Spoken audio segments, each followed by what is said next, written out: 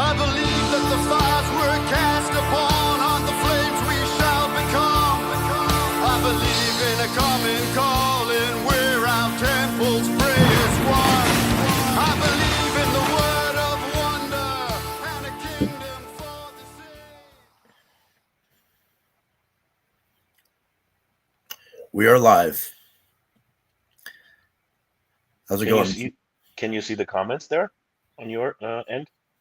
If people would comment, is there a section? Yep. I can't, because I can see it. Okay. I can see it. Yeah, we're live, and we hope that you're going to put in questions while we're live. And even if you watch this after, please comment, and we can still answer questions for you. Today, we're going to talk about Nick Walker versus Bob Chicherillo. Obviously, the Arnold boycott from Men's Physique, whether that was a good move or maybe not so great of the top two in the IFBB Pro League in Men's Physique. We can do a peptide Q&A, or we just dive into some that we think are the most useful, and in which cases, if we don't have questions. And then maybe we can also talk about Kai Green to the Masters Olympia. He said he would want to get paid to do it. And I'm curious about your opinion on that, if he should ask for money, if that's cool. And I just heard Phil Heath on the Cutler Cast talk about it. So I think that's also a very interesting topic. And then we can just see what the people are asking in the chat, and we can go into their questions if they're any good, if they are, maybe give some value to all of the listeners. What do you want to start with? Let's talk about the Nick Walker versus Chicherillo thing. Yeah. So for anybody who's not familiar with basically Bob Chicherillo made some statements on his channel saying that Nick Walker could never win the Mr. Olympia. Nick Walker came back on Fuad's channel, said, who's Bob? Like, who's he compared to me, basically? I've won so many titles, and Bob only won the USA. So, like, what does his opinion matter? Bob came back and said, if Nick was competing in the 90s, he wouldn't even have turned pro, because he would have been competing against Mendenhall and Liedelmeyer and these kind of guys, and the caliber was higher in the 90s. Anyways, this was their back and forth. So, well, I think Nick would have definitely turned pro in the 90s. They would be like, what the hell is this guy? So right. I don't think that would have been a problem, to be honest. So give your opinion, and I'll tell you what my... Okay. So I think that so first off, I think it's a valid point if you're being asked to just state your opinion, that, there's just so many guys that can win the Olympia. And it's not like, when you look at the history of Nick Walker and him not being at the Olympia the last 2 years, and the talent that's coming in shape-wise and structure-wise, and they're not really smaller than Nick. Maybe pound for pound they're smaller, but they don't really look smaller because they're more sweepy. I don't see why anyone would bet on Nick Walker.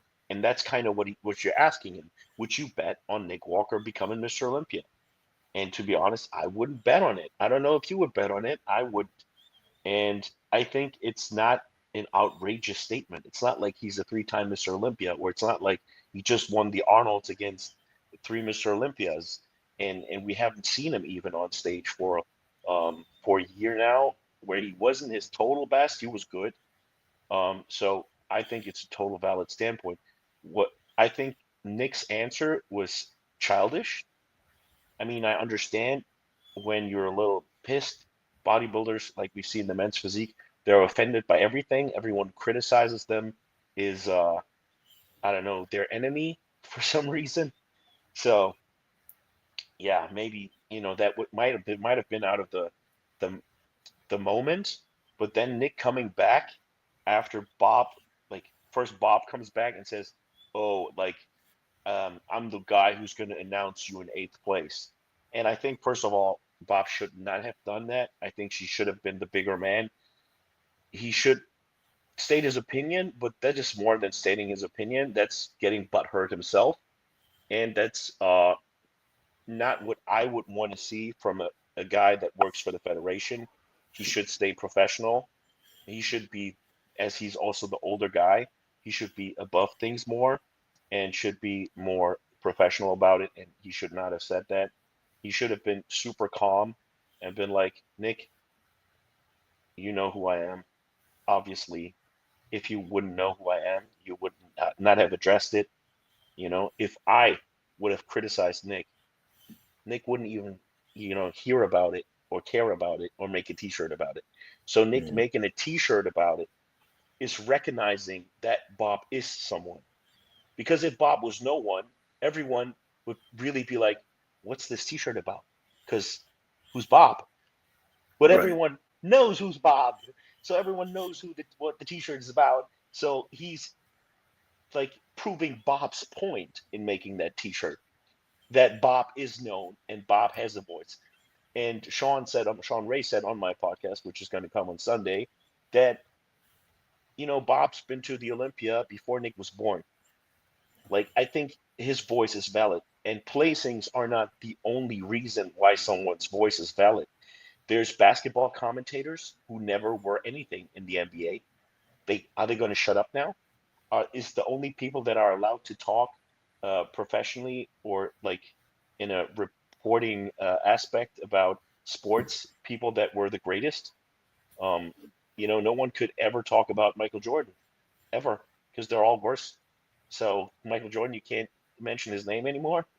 It's kind of stupid. So I that's also not valid. So I think Bob should have reacted more professional, and Nick should have also reacted more professional in both ways. I think it's maybe it's they I don't think so, but maybe they think, oh, it's doing us both a favor if we spice it up and be mentioned more and we get more followers. And they at the end of the day, financially they're profiting of it both. But I think it's not a good look for bodybuilding, for the federation. Yeah. So I would, if I'd be Jim Mannion, I'm like, Bob, bro, calm down. You can state your opinion, but don't go that hard in more on an almost insulting way, because when he came back, it was like more insulting. It was not necessary. I mean, I get it, but you have to be above things sometimes and be the bigger man and not be like come back at everything and poke back. And maybe he enjoys it. I don't know. I mind this whole thing? Who cares, But it keeps us going and talking, and it's going to lead to more talks about what can Nick do, Martin versus Nick, the Pittsburgh Pro, all the lineup, and that's going to get into that. Maybe we should also talk about the Detroit lineup, which is going to come Well, up in let me 2 talk weeks. about Yeah, this whole Bob Nick thing for a second. yeah. No, I'm just saying, like, yeah. So basically, I want to talk about it more from not a personal feud between Nick and Bob, but actually about Nick's potential. Mhm. And so when Nick first came on the scene, everybody said, he's got stubby legs, his wide waist, his structure is not good enough. He's not going to even do well as a pro. He obviously proved that wrong. He won, Arnold Classic, New York Pro, at least third in the Olympia. Comes in amazing condition. He's got as much muscle as anybody competing. Does he have what it takes to actually be Mr. Olympia? Now that means he has to beat Hottie, he has to beat Derek, and he has to beat Samson. Never mind Andrew, Jack, and Martin, and all the rest.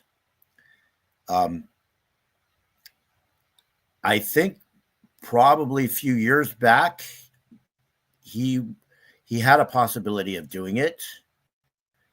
Right now, I'm not so sure. And the reason I say that is because those guys have gotten a lot better. They've really gotten better as far as they've gotten bigger, and the conditioning is even better. So at a point, Nick had size and conditioning over the other competitors. Right now, I don't know if he has size and conditioning over Derek. I don't think so. Derek has a better structure. I don't think he has size and conditioning over Hottie. And even over Samson, I think maybe he can get better conditioning, but definitely size. I'm not sure if he's bigger than Samson. Now, when he did go against Samson in the Arnold Classic, where Samson beat him, I actually had Nick in first because Nick was far more conditioned and he was actually bigger than Samson at that point. But now, Samson's gotten bigger and he's more conditioned than he was then. So I wouldn't say there's not a possibility, but I'd say it's a long shot for him to beat those three. They all have to come in off, and he has to be 110% amazing. Because I think size-wise, he's not that much bigger than the rest of those guys. Structure-wise, he doesn't have it. I think even Martin compares to him size-wise and has a better structure. Is there a possibility he could win? Sure, he has a chance. And what I mean by that is if he comes in, Steve Weinberger said himself, the first criteria in open bodybuilding is muscularity. And Nick has as much muscle and conditioning as anybody. So if he comes in massively huge and shredded to the bone, and we know he can because he's done it, and the guys are off by just a little bit, which we've all seen them come off at some time. He could possibly do it, but I think I've never seen him as grainy as Derek from the back.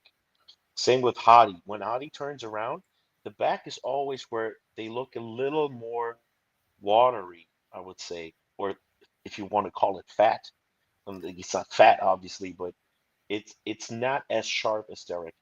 And if he would want to win over Derek, he would have to bring that conditioning from like in his upper body from the back too.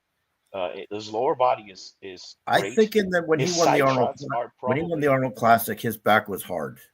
Yeah, but it was not Derek hard. Like Hottie's too. They're not Derek hard. And when they can do that, when he can do that, that could be a point where yes, maybe. Like I would say the side shots are pretty much unbeatable on Nick. Like the side chest and the side triceps are really good. And he pulls his stomach in and his abs are chiseled like way better than Nick's than Derek's abs, better than Samson's abs because Samson always sticks them out. If Samson would breathe better, there's a video from Greg Doucette right now where he shows how you can manipulate flexing your abs. Like you can breathe out and you can breathe in. Maybe I can show it. Maybe I can show it. Like you can. This is probably bad lighting. It's bad lighting. Maybe I can show it here. So you can do this and breathe out. It looks like shit. Or you can breathe in. See? Mm-hmm. And what Samson always does is a little bit of this. If he would go bam, the stomach gets flatter and you get really tight. And right. if Samson would fix that, I think that could do a lot. But yeah, I see Nick is really, really, really good at the side shots. And we've seen a lot of times that most of them even don't come at 100%. But Hottie actually always kind of does 99. Hottie's always 89 to 100. So beating Hottie, and Hottie's just structurally way better, that's going to be tough. Because, I mean, Hottie will always be top 3. I don't see Hottie ever falling out there. So Hottie can 3 to 1, 3 to 1. Depends on the other two guys. And then Nick beating Hottie. Because Hottie is such a constant that I don't see him ever beating Hottie. As I said, if Hadi is a little bit off, look, he was at the last Olympia, he was a little bit softer from the back than he was the year before. And that's why I think he didn't win. Yeah. That was the only possible excuse other than politics. Yeah. So if Nick comes in like amazingly peeled and huge, bigger than everybody else, he has a chance. Do I think that's actually going to happen? Well, given the fact that he hasn't competed in a couple years, his midsection Now, he competed last year, but he didn't show up. That's right. But when he did compete, he was still off. He admits that was his worst. You know, his stomach wasn't in control. I don't know if he can get that stomach back in control. When you look at the difference between his first New York win and his second, maybe I can even pull it up. The midsection looked so much better at 21. That's what I'm saying. New York Pro, back then he was peeled and he had the stomach tight, and now it's I don't know if he can get that back. I did a whole video a while back on insulin sensitivity. And once you lose it, I'm not saying it can't get regained, but it's really hard to bring that back to the same where it used to be once upon a time. Once the stomach is blown out, I don't know. It's a very difficult thing to bring that back into, the same tightness as it was once before that ever happened. So, first of all, I think for Bob to say he could never win, Bob's just an idiot. I don't know if he said never. I'm actually not sure if he didn't. He said he could never. He said he'll never win. Okay. And then for him to say Nick wouldn't be a pro, that's just idiocy. Because obviously he would have. I didn't hear that, but if he said that, I totally agree. He said he wouldn't even make a pro. He said he couldn't have beat the Lidl-Meyers and the Mendenhalls. I mean, come on, let's get real. If Nick would have showed up in the 90s, they'd be like, "What is happening?" Like, oh my God, they'd be out of their mind. They'd be out of their mind. It doesn't matter that the waist is a little bigger. They'd be like, freaking boom. Because I mean, Dave Palumbo was second, I think twice or so. And dude, like in Dave Palumbo's second, and Dave was good there, but Nick is so much better than Dave was. And they were freaking out about Dave, and even Dave not winning in, I think, 95. I think Sterling won in the lower weight division, and he looked way more streamlined and nice. But Nick would have beat that guy. Like, they'd be like, no contest. Go with it, Nick. Right. They wouldn't even compare them. They're like, okay. So that's ridiculous. That's true. He would have been probably Mr. Olympia in the 90s. I mean, he would have been too. He would have been battling it out with Jay Cutler and Ronnie Coleman. Yeah, and dude, like last year, Dorian won. Imagine Nick Walker at 100% against the worst Dorian and Nasser, who had no striations in his glutes, and Nasser looked great and way more aesthetic. But the guy was in like Nick Walker's body fat percentage versus Nasser is like, come on, Nasser, another 6 weeks. So I want to address this whole 90s. I'm offending a lot of people here, but that's just. I want to address this whole 90s thing because I came up, in the 80s and the 90s in bodybuilding, and there's this thing about bodybuilders in the 90s were superior to the modern bodybuilders.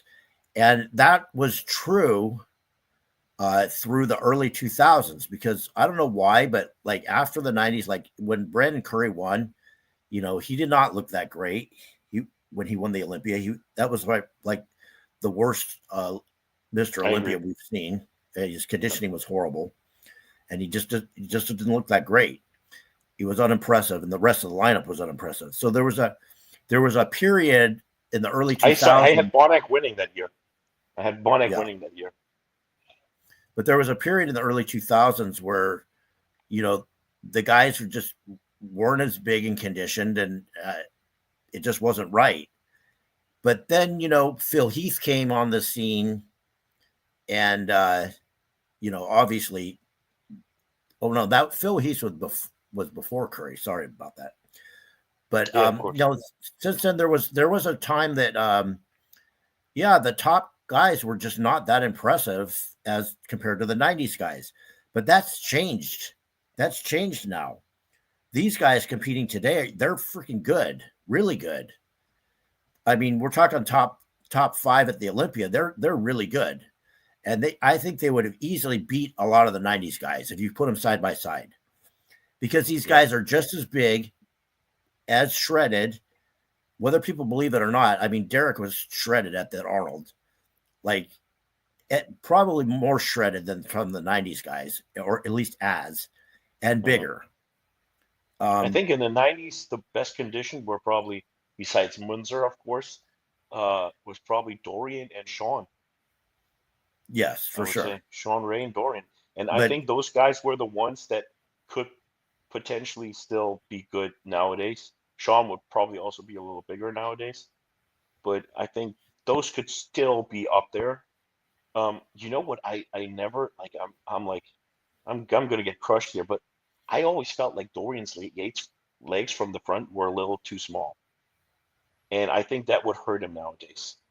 Maybe it's just who he stood next to, but I always felt nowadays his legs from the front would have to be bigger. That's what they would mock on him. That's what I'm thinking. But I would say, well, he's 5'11", which is about the height of Samson.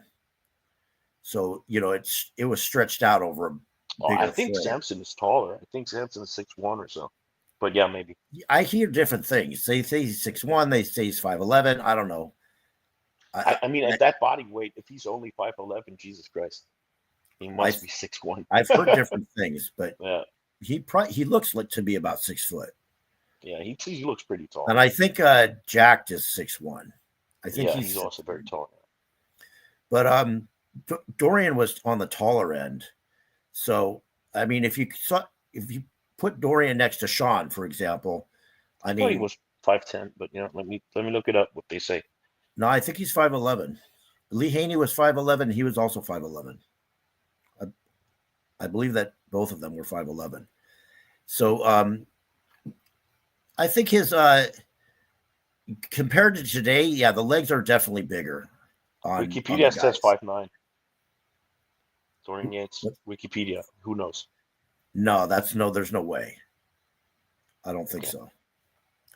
Because he stood right next to Lee Haney, and I trained with Lee Haney for years, and he was the same height as Lee Haney, exactly. Okay. There's no way, and Lee Haney was 5'11". I'm sure of that. Yeah, I think Lee Haney's a tech. Yeah. No, they're probably the same height. Yeah, they're pretty. Yeah, they're exactly the same height. Yeah.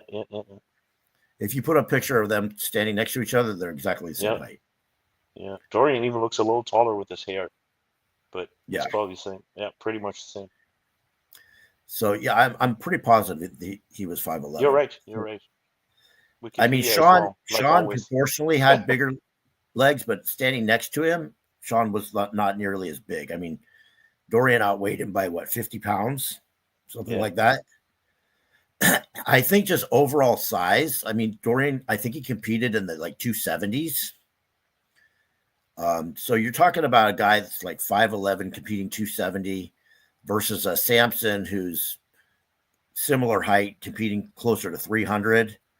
And then you've got Derek and Hottie that are 5'6", and they're competing in the high 240s. So I think size wise he would have been comparable. Conditioning, he had the graininess and the body fat low, but I didn't see striations in the glutes like Derek has. Yeah. Well, I don't see that on anybody, actually, really. So I think today's bodybuilders in the last few years with the current group, they would have competed really well against the 90s guys. Put this up. Just wanted to show this. Yeah. See, there he is next to you can see how tall he is. Look. Yeah, he's really tall. Yeah. Sean doesn't look that short next to him, though. Now, his midsection was not small. Look, yeah. Here, bam. He's breathing That's out just a the little angle bit. of this picture. Yeah, There's he's other not pictures. really breathing. It's not a nice Yeah, picture. there's other. Yeah. Yeah, there's other pictures where he's next to Sean. And he makes Sean look like a little kid. Yeah. He was pretty big. So yeah, I think, you know, with everything he had going on, I don't think that he necessarily beats these. He definitely doesn't beat Ronnie Coleman, and I think these guys coming up to right now, they're really good. Yeah, I agree. And you know what I've seen change. We had this little era of the blown out midsection, starting with Phil Heath when he first blew out his midsection. And then it seemed like the midsections were out of control. But now these guys, you know, like you see Hottie and Derek, they're pulling vacuums. And Their midsections are, remember whose criticism it was that the IFBB took to heart and said, we're going to mark you down. It was Arnold's criticism. So everyone who's like, oh, this old guy is just talking crap. Yeah, but, you know, he made bodybuilding better again with this. So, you know, you should be thankful for that criticism. Who knows where it could have gone if he wouldn't be like, I want to see vacuums and I want to see better posing. And the posing has gotten so much better in the last 6, 7 years in the open division too. I remember in 2015 when people were just going from the left and right, pulling one muscular after the other. And now you have real routines, like Andrew Jack had a good routine. Samson always has a good routine. Derek had a good routine. I miss Brandon's. I know Bonnick always has a nice routine. Yeah, so a bunch of guys that really, you know, also in the open, they put some effort in and pull up cool routines, and that's also on Arnold, you know. So I'm like, you know, and the we get into it later with the men's physique, but yeah, so like I agree that Nick could win, but everything has to go right. And if you're like in a casino or something, your chances are probably like a 20 to 1. So you would probably 20 extra money if you bet on Nick Walker. And if you bet on Derek, it would be maybe an 1.6, you know? So I think that's kind of the odds right now. But it's bodybuilding. Something can go wrong. People can pull out. You know, sometimes we have years like, oh shit, like two guys are not competing, you know? And then it's all new. It's like, whoa, what if Derek injures himself and Samson too, or whatever comes in between? They don't get healthy. They have a Nick Walker kind of problem, which he had last time, where they pull their hamstring and they're all inflamed. You know, so many things can happen. We have seen so many Olympias where like 3, 4 guys weren't in there, and we never know. So, right now, and if I was going to Nick's bet right on there. Nick Walker, if he was at his 100%, I have him as a solid third or fourth place right now, given that everybody else is on.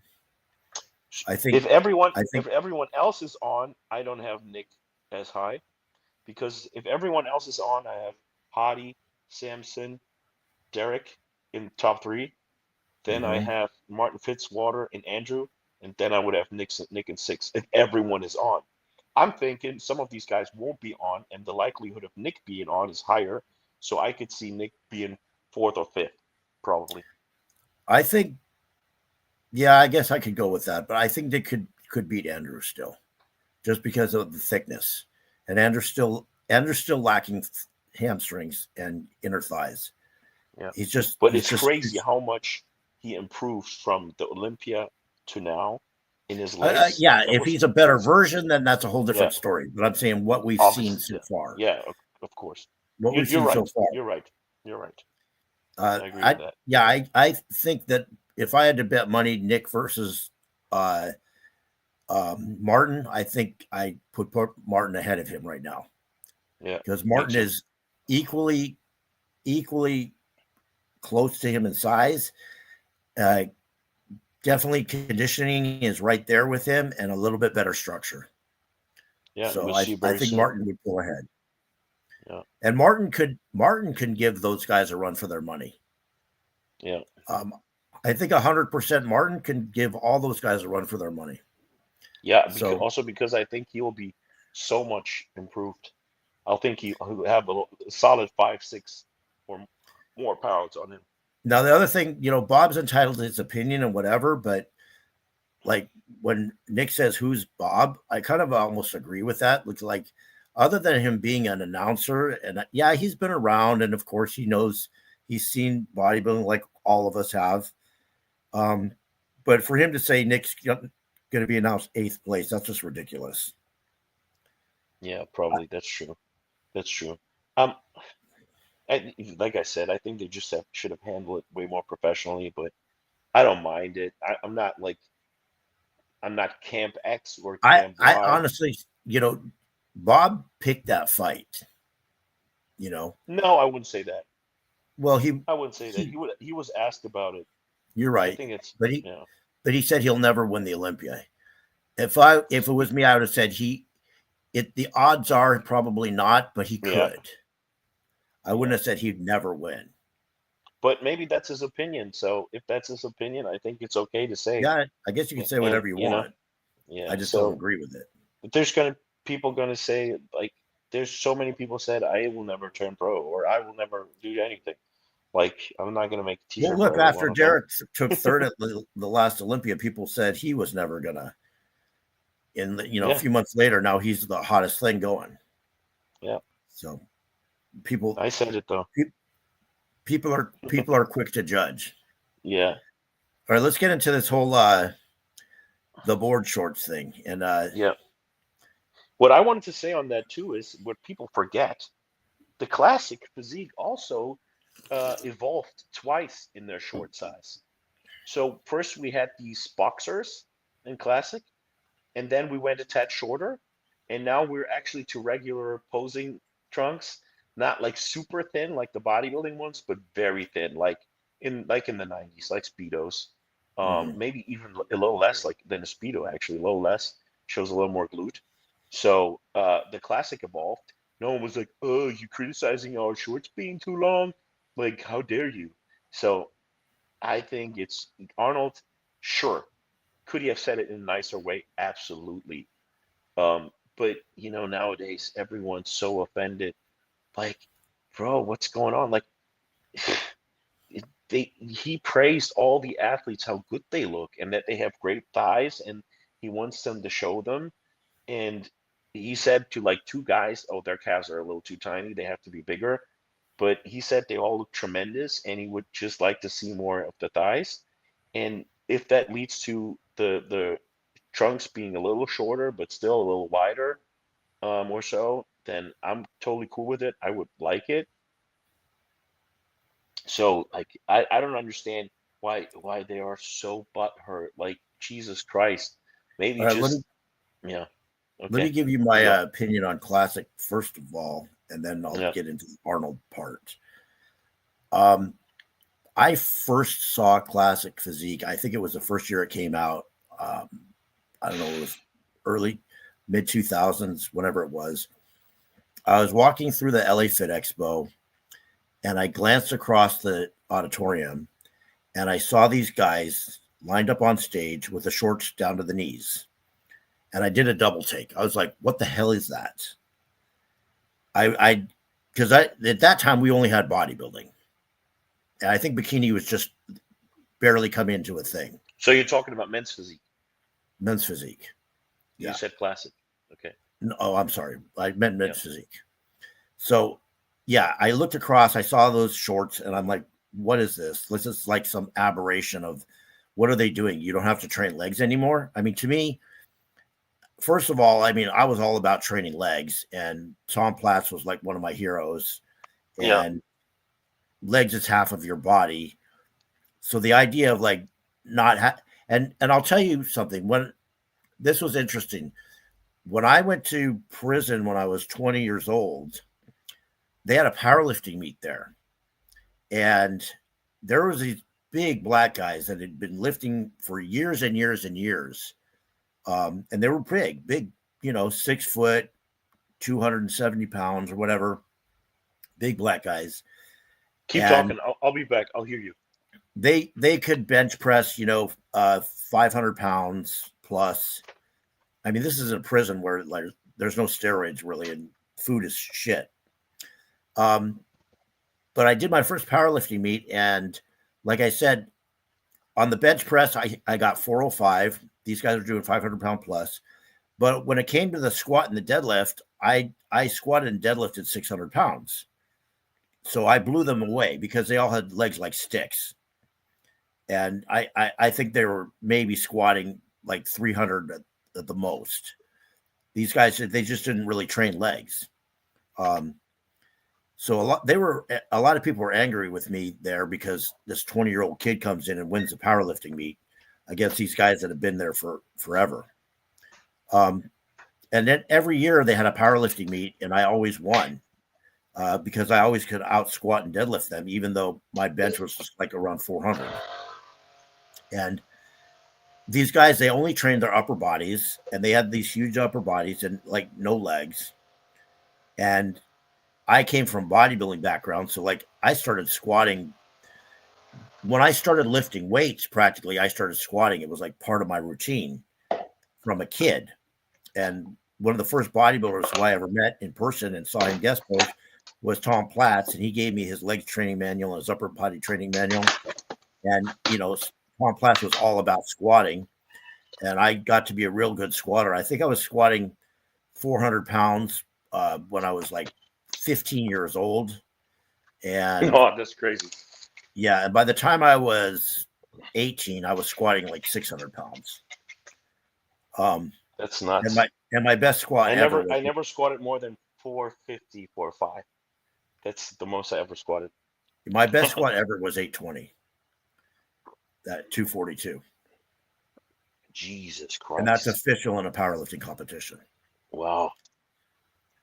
But anyways, so I always considered like my leg training something I was proud of because it's the hardest workout that you can do. I mean, nothing compares to all out, balls out leg training. I don't care how hard you train back or chest or arms or anything. It's not compared to a leg training session. The effort that it takes, there's just no comparison. So it's one of the hardest things to do. And I believe the reason originally they came in with the shorts with the men's physique was I know this is that they wanted more people competing. And they know that. And there's a lot of people that are too lazy for hard leg training and to build legs, especially when you have stubborn legs. That's a big barrier for people. But I also think that a barrier is the speedos. So I think that also, and the posing. People don't want to put in the work to learn the posing. Posing well is really, really difficult in bodybuilding. Posing in men's physique, it's 2 poses. Even though you can do them very well and not so great, it's still 2 poses. You're not being out of breath. You can pose for 50 hours straight. You don't have to pull a vacuum. Like, this is easy. So when they say, like Ali Bilal, oh, our preparation is just as hard and we train just as hard and we diet just as hard, I'm like, bro, maybe you do, but some of you definitely don't have to. Well, the fact that you definitely don't have to pose that much. You can pose. I don't know. Maybe they go through a few rounds of bodybuilding posing. I doubt it. But the fact that they don't have to train legs right there, they're not training as hard because that's the hardest thing you can train. They kind of have to, but I think they just judge the legs if they would look really, really thin underneath the shorts. Like if they're like totally off, because they made the shorts a bit tighter and said they would judge the legs. They would also judge the legs. I don't know to what extent, and they just told them to train their legs, and they would I've heard judge from them. a bodybuilding judge that they don't judge the legs at all in that. It's just waste. Probably just officially. Yeah. You know what I mean? They came out with this statement. I mean, but if they're judging the legs, why cover them up? Yeah. It doesn't make sense. Yeah. So, anyways, but I understand it from a promoter's point of view because I'm a promoter for powerlifting meets. And there was a period of time when I first started training with Scott Mendelson back in the day, and we were doing multiply lifting, which is like hardcore powerlifting where you're wearing like squat suits and bench shirts, and these are double ply, triple ply, things like this. And you have to be hardcore to do that. There's a handful of hardcore powerlifters that can. Anybody who thinks that lifting in multiply is easy, they don't know what they're talking about. It's way harder than natural, than raw, way harder. Just getting in the damn squat suit is unbelievably hard. Being in it and training in it, you don't understand. Like your body's under so much pressure the whole time, and then the amount of weight that you have to lift to bend the suit to work it. I mean, that's a whole training technique thing that you have to learn. It's way, way harder than natural. So anyways, when I first started putting on powerlifting meets and we had these hardcore powerlifters, I'd have maybe, 10 guys show up to a meet and maybe one chick. And then, things changed. The CrossFitters started coming over to powerlifting. Everybody started doing raw. People got away from equipped. And then we had 120 people at our meets. Yeah. And as a meet promoter, if I don't have 60 people plus at my meet, I'm losing money because I got to pay for referees to be there. I got to pay for an announcer to be there, advertising expense. There's just money they cost to put on a meet. And if I don't have 60 lifters competing, I'm losing money. So you need, as a promoter, you need those bodies competing, paying entry fees in order to, be able to put the show on. So from a bodybuilding promoter's point of view, I see why they did this. If you got only bodybuilding, which is what we had back in the day, maybe you had, 20 competitors at a show. That's not enough to put on a big show. So now you have the, bikini and physique, and now there's, all the different divisions of the women's, and these are the divisions where the most people are in because it's a lot easier. Yeah, 100%. So from a promoter's point of view, I mean, right now they even started with this fit body thing for the women, and that's just to put more bodies in. It's just a money grab, and for the promoter's point of view, more bodies pay more entry fees means I'm making more money. Now, what I personally don't think it was necessary though, the new division, because I feel there's so many people competing already. I didn't see a need for this new division. Well, it's a little bit of greed on the. I mean, these promoters want to make as much money as possible. So if they can get more bodies, is more money. So I think so. I think that it was a good move for bodybuilding that they put in bikini and men's physique, because if they would not have pulled up these classes, a lot of shows would have been canceled. A lot of amateur shows for bodybuilding, they would have been canceled. They would have said, like, it's not worth it. There would be lesser shows and people would make less money and people had lesser chances of competing. But the lineups would obviously be better because there's less competitions. But I think it was great because it also is a good entry for people also to get to know bodybuilding. Maybe more people go to a show and find interested in it too because their cousins competing, whatever. So I think that was a good move, but I think we're good. Like, and I think the judges are like, oh my God, I have to sit for one more division. Please don't, please. Like if I'd be a judge, I'd be like, oh my God. Well, I can tell you why. I can tell you why they did it, because there's these other federations out there, or even just like people that own gyms that are putting on these like fit body shows that are getting these people to compete that like barely started working out or barely in shape, and they don't want to take drugs. And so there's this whole I don't have to take drugs, so I don't want to be too conditioned kind of thing. And but they also put out the natural shows now. There's so many NPC natural shows now, and even natural pro qualifying shows. So you can turn. IFBB Pro in natural pro show, in natural NPC shows. And now what I find ridiculous is that they have NPC pro qualifying shows where the top 2 get a pro card. Like, where are they going to compete? Or are they going to build a whole new natural pro league? Maybe that's their objective. I guess so. To take over all the natural realm as well. That might be a thing, but yeah, it's kind of tough. Then you have to really, at some point, make a switch and have natural pros and IFBB, like, let's call them open pros or whatever. And then if you want to compete at the Olympia or so as a natural pro, you might win the overall at the at the the Ben Weeder or so, because otherwise we would have all these natural guys in the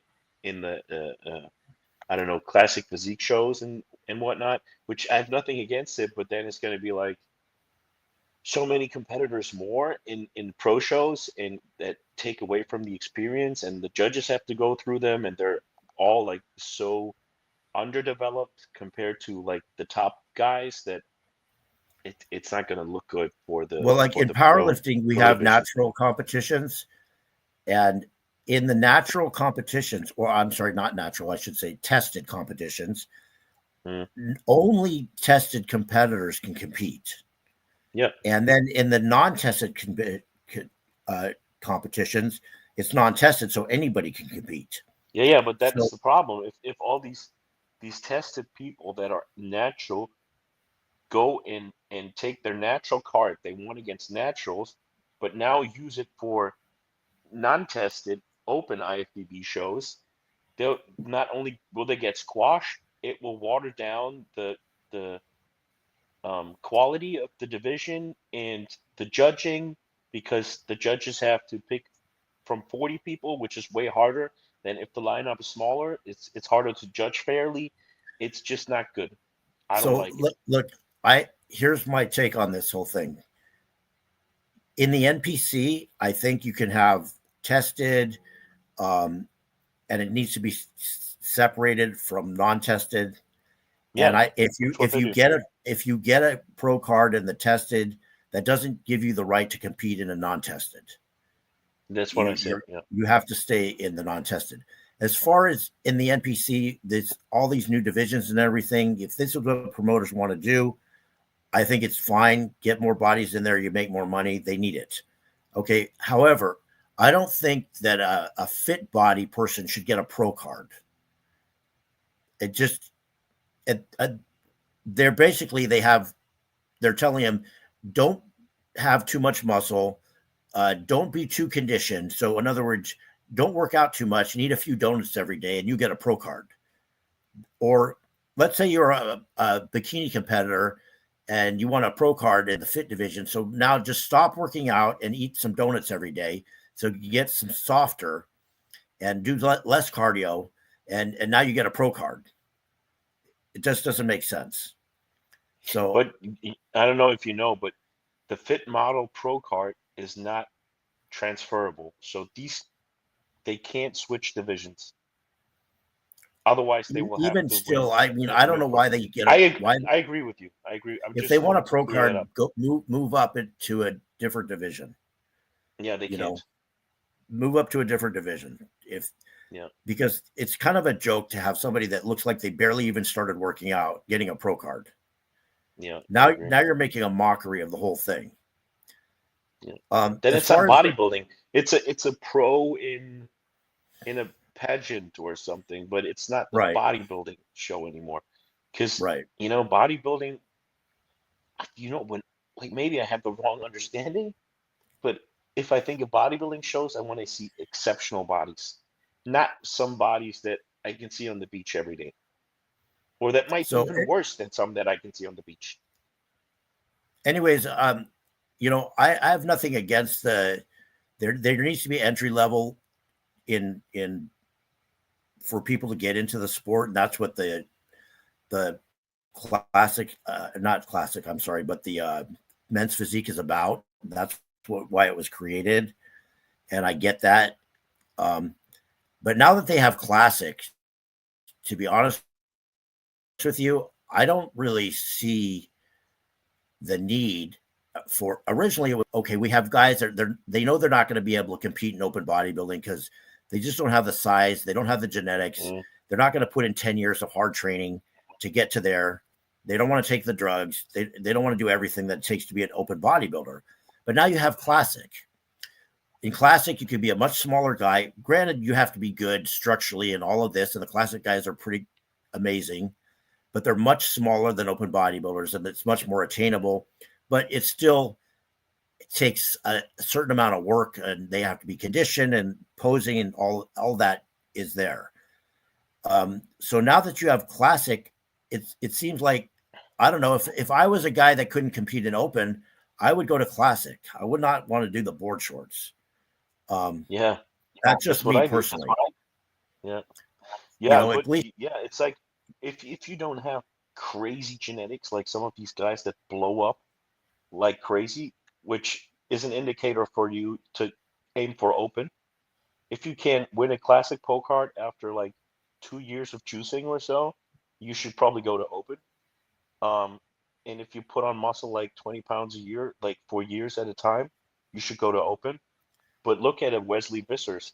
He won an Arnold Classic, and it took him like over 10 years, 14 years, but over like 10 years of juicing, at least, to get to that physique, and he was still improving. Like the year before, he was worse. So it wasn't like he looked just as great 5 years ago, and then nothing happened. So that physique needed a lot of time to develop, and he wasn't taking nothing. And you someone's can't asking say he has about. bad genetics. So it's still exceptional. It seems more attainable, but for most of people, that's not even really attainable. Right. Especially when keeping all that the lines. If you have like a super bubble gut and you just, I mean, but maybe you'll die before. Well, So who knows? But look. yeah, yeah, Some people just are not meant to be physique competitors. They just don't yeah. have, they don't have the discipline. They don't have the genetics. They don't have all of it. So that they just shouldn't be. They're not going to compete well. There's just that. Someone's asking about Melvin Vince Goodrum. I know who Vince Garanda is. I'm not familiar with Vince Goodrum, so I can't comment on that because I don't know who that is. Maybe you can pull that up. What about his physique? Something about How early do you spell that?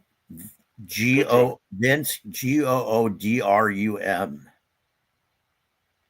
It says Melvin N or Vince M? M. Melvin Vince Goodrum. Which division would you like to see Melvin Vince Goodrum on? Oh, I think that's a joke.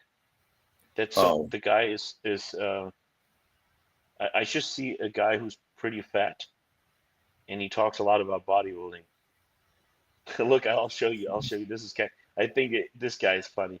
So I never heard of that name, Vince but he seems Goodrum. to be somewhat of an online figure. Well, I share it with you. Present.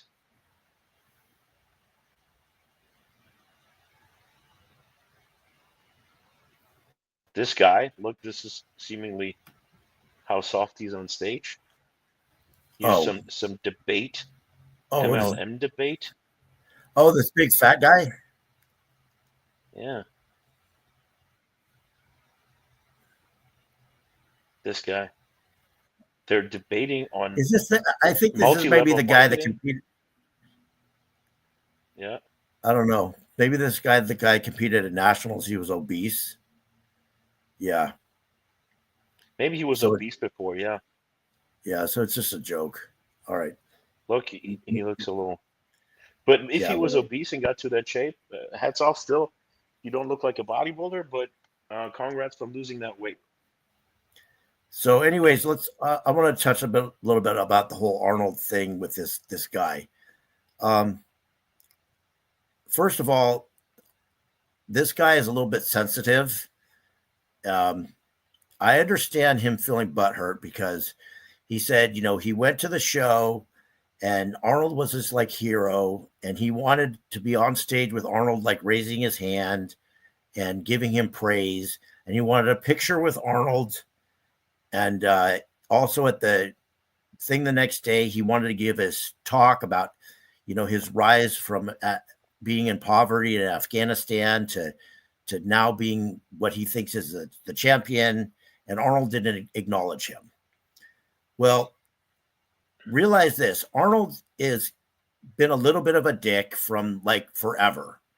I mean, this is going back to 80s when he did the 80 Olympia, and he basically told Mike Mentzer, the reason you didn't win is because your belly was sticking out. And he pissed everybody off. And then he went and won the 80 Olympia, which was really controversial. And the following year, a bunch of guys, they boycotted the 81 Olympia. Rightly so, because then Franco Columbu won. That was even worse. He had a gyno that year. Yeah, and in no legs, beating Tom Platz and Danny Padilla. So that was ridiculous. So I mean, this is Arnold. I mean, when Nick Walker won the Arnold Classic, Arnold was his hero, and Arnold didn't want to take a picture with him. He didn't acknowledge him. He for whatever reason didn't like Nick Walker, and he didn't acknowledge him. When I tell you why, I can tell you why. So I'm very sure that Arnold knows bodybuilding requires steroids. But Arnold, when he sees someone like Nick, and whether it's true or not, I'll tell you what he thinks. He thinks this guy is taking so much juice. He's a walking pharmacy, and he thinks that is not what bodybuilding should look like, and that's not what he wants bodybuilding to be. And that's why he doesn't want to take a picture with him, because he doesn't want to applaud that or looks like he's promoting that. So he will take a picture with someone who he thinks is a great bodybuilder, and at least, even if he's not healthy, looks healthy and promotes a healthier look and a good look. Arnold, that's what Arnold thinks about. Like, him being in a picture with someone promoting this person, he's like, what do I promote here? What do I tell the public and the bodybuilding world with promoting this? So he thinks not a good look. He looks unhealthy, full of steroids, not going to promote it. That's his thinking. Maybe it's not even true. And maybe he even knows that, but he thinks about what is it going to look like. He's a politician too. He knows what is it going to look like. So that's regardless, how Arnold thinks. Like Nick Walker being a big monster bodybuilder, he wouldn't take a picture with him either. He didn't want to acknowledge him either. He did the same thing with Kai Green when Kai Green won. He asked him, "Can you pull a vacuum?" He made a joke about that because Kai Green at that point obviously couldn't pull a vacuum, or didn't anyways. Even this year when Derek won, what did Arnold say? What is your weight and what is your measurements? And Derek came back and said, with a good answer, he said, good enough to win the Arnold Classic. This is bodybuilding. It's not about weight and measurements. Why Arnold asked that question, I mean, I don't know why he asked that question, but it's kind of irrelevant in bodybuilding. He was obviously good enough to win. So the actual measurement, I guess if it was Samson data, he would have said 300 pounds and, I have 22-inch arms and whatever. I think in Derek's case, Derek could have said it, because I think Arnold would be like, just wanted to say, look at this tiny waist. I think he wanted to say that, because I also saw him filming himself when Derek was posing. I think he liked Derek's look, because you had a very good X taper, and I think he wanted to praise him for the measurements. But I'm not saying he didn't like him. Yeah, what I'm saying is why he asked that question. I don't know. Yeah, his questions were never great. He never asked great questions, to be honest. It was always like, what was your training like? How much did you train? How was your diet? It's every time. And now he's like, what was your measurements? So, I mean, Arnold is just Arnold, and he says sometimes stupid shit at the wrong time, just like when he said that, screw your freedoms. I know he meant different things, but that's what he said. Yeah. And a lot of people took offense to that. So this guy to get so butthurt because Arnold didn't, praise him. I mean, that's not, you can't say that's not the IFBB. This is just Arnold personality, just being him, saying what acting the way he acts and the way he thinks, which is not always the most polite to everybody. And why do you think you're entitled to Arnold praising you? Arnold's gonna like what he's gonna like. You're not entitled to him loving you. What the hell? Like, just because you won, does it have, like, Arnold has to love you now? Like, is that, like, does it come with a win that Arnold will love you? Like, come on, he's just honest. So if he says he loves you, he loves you. And he would let me pose for him, and he said, "You can fly away with those lads. Great vacuum." And he said that without public. So, like, I loved it. I was happy about it. And then he let me hit some shots, and he was, like, correcting it a little bit. And he says, "Oh, you should do it more like this or more like that." Like, So let me ask you a question. So if you had been in the gym that day and did the same posing, and Arnold said to you, you look like shit, how would you have felt? I would have felt bad. But he asked me to pose, so I know, but I'm just saying, if he asked you to pose and he said you look like shit, you're never going to place, you should just quit bodybuilding. That would have been harsh. But you know what? If he had said that, I would have had to look differently. But if he would say that to someone he doesn't really even know, I think he would really think that, and he would really think that this person shouldn't destroy his body. Because I don't think he would say that to someone random just to make him feel bad. He wouldn't do that. He's not that much of a dick, I can tell you. And he's telling But people I'm just saying, that they look great. Yeah. But he didn't say that to Ali. He said on the stream how great Ali looked. He just said he doesn't like the shorts and they look ridiculous. He never said a thing about his body besides that he looks insane. Look at those obliques. Ali was offended that when they brought them on stage the next day for that little speech thing that they had, he didn't get to say hardly anything. He was asked 2 questions, and him and the bikini competitor were taken off stage while the bodybuilders got on stage and had a whole long conversation. And all he wanted to give his story and talk about, his how he got there, and he didn't get the opportunity to do that, so he felt butthurt. Now, from just politically, Arnold being the promoter of the show, it is his show. He did put on the division. Whether he likes the way that it looks or not, he could at least give the guy a chance to talk. But he didn't do that. True. I don't know who organized it that way, though. But if that was on him, well, it's his show, so he could give the guy his 1 minute of fame.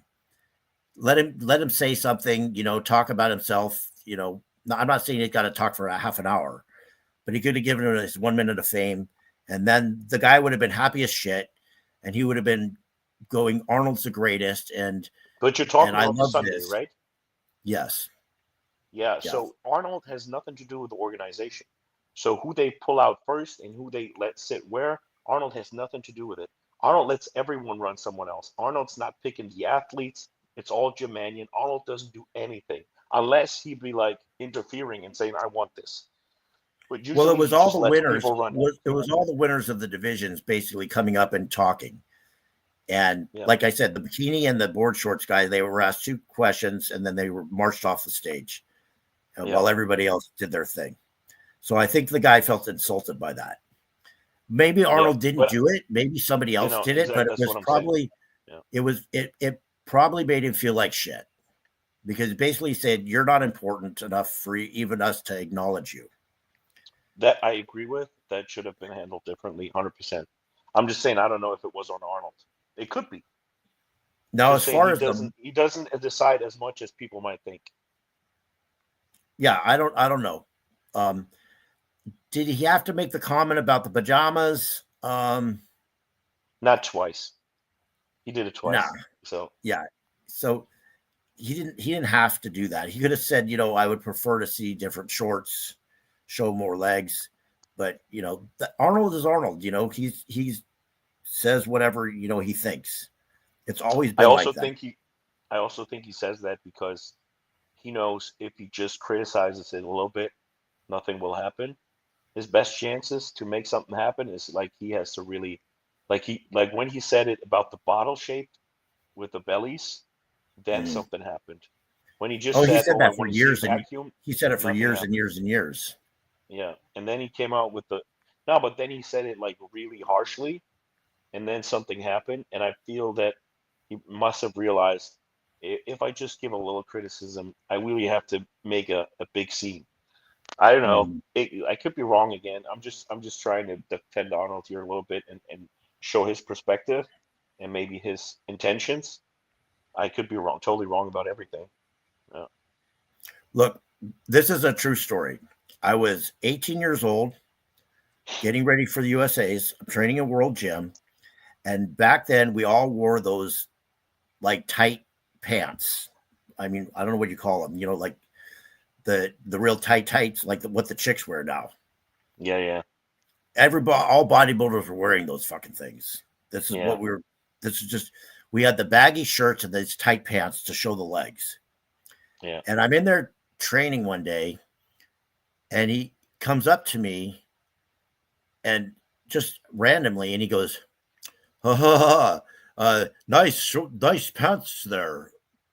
And I'm like, what, you don't like them? And he's like, oh, no, I like him. It's like kind of like a wrestler. I'm like, yeah, okay, whatever. He's just like talking shit, Yeah. But, I got right back in his face because that's how I was. I just like, what, you have a problem with it? And he's like, oh, no, it's like a wrestler. Oh, okay, whatever. But, he just randomly decided to talk shit to me I don't know, to see what I was going to do or say. I'm not even sure why he said it because I was like training and I wasn't paying any attention. Yeah, that's true. And then I was actually training with Gasperi that day. And then after training, Gasperi posed for him. And he was saying, oh, yeah, this is very good. Your conditioning is good. Everything. He was giving him a lot of praise. And I remember Rich turning to me afterwards and he goes, man, if Arnold thinks I'm good, I must really be good. And I'm thinking to myself, do you really need him to tell you that? You're like peeled out of your mind. You look insane. But Rich, like when he told him that, Rich's head like blew up. Like he was like, Arnold thinks I'm good. I must really be good. Yes, it's a nice motivation. So again, like because of who he is and his position, some people take that to heart. Me personally, I could give a shit what he says. When he said that about my pants, I was just like, fuck off. I don't care.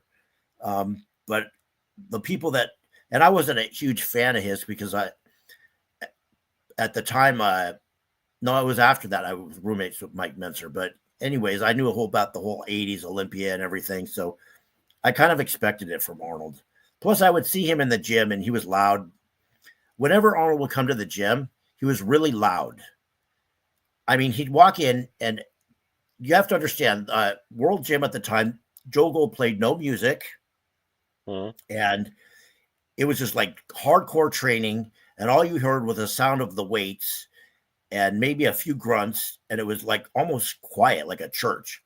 And Arnold comes in and he's like, oh, yelling. And he's got an entourage. He's got 10 people around him. He's making a big old fucking scene. And then he does like a couple sets of calves, and then he's talking, and then he does a couple sets of curls, and he leaves. And I'm like, what the fuck is this clown? Comes in and makes a big old fucking scene. He's not even really working out, and then he just leaves. And I remember when he would come in, everybody would run up, Arnold, Arnold, Arnold, and he'd be like, oh yes, I'm here. It was like a whole thing of him showing up at the gym. So I would see that and I'd just like, okay, whatever, this guy. But, so being in his position, he could have been a little bit nicer to the guy. That's the only thing. That's true. He didn't have to be a total dick. But anyways, let's move on to the next thing we were going to get to. So that's my whole thing on that's all I have to say about the classic. Now, as far as the money in the classic, I keep mixing up classic and men's physique. Men's physique, As yeah. far as money in men's physique, no, I don't think they should get like anywhere close to money that open bodybuilders do, because in my opinion, they're not open bodybuilders. They're not. You can say whatever, we work as hard. No, you don't.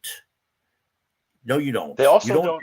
They also don't have to sacrifice as much, maybe health, drugs, potentially. I'm just saying potentially. Food, all kinds of things. Like they can have like do more things that would still be able for a normal person to do. Eat out sometimes, more like everyday life activities. They could not eat for a few hours a day. They would lose muscle.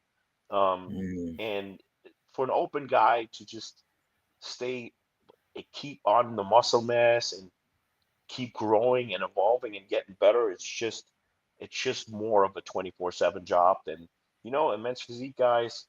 They can skip a meal, or they just make it up the next day, and it's definitely another ball game.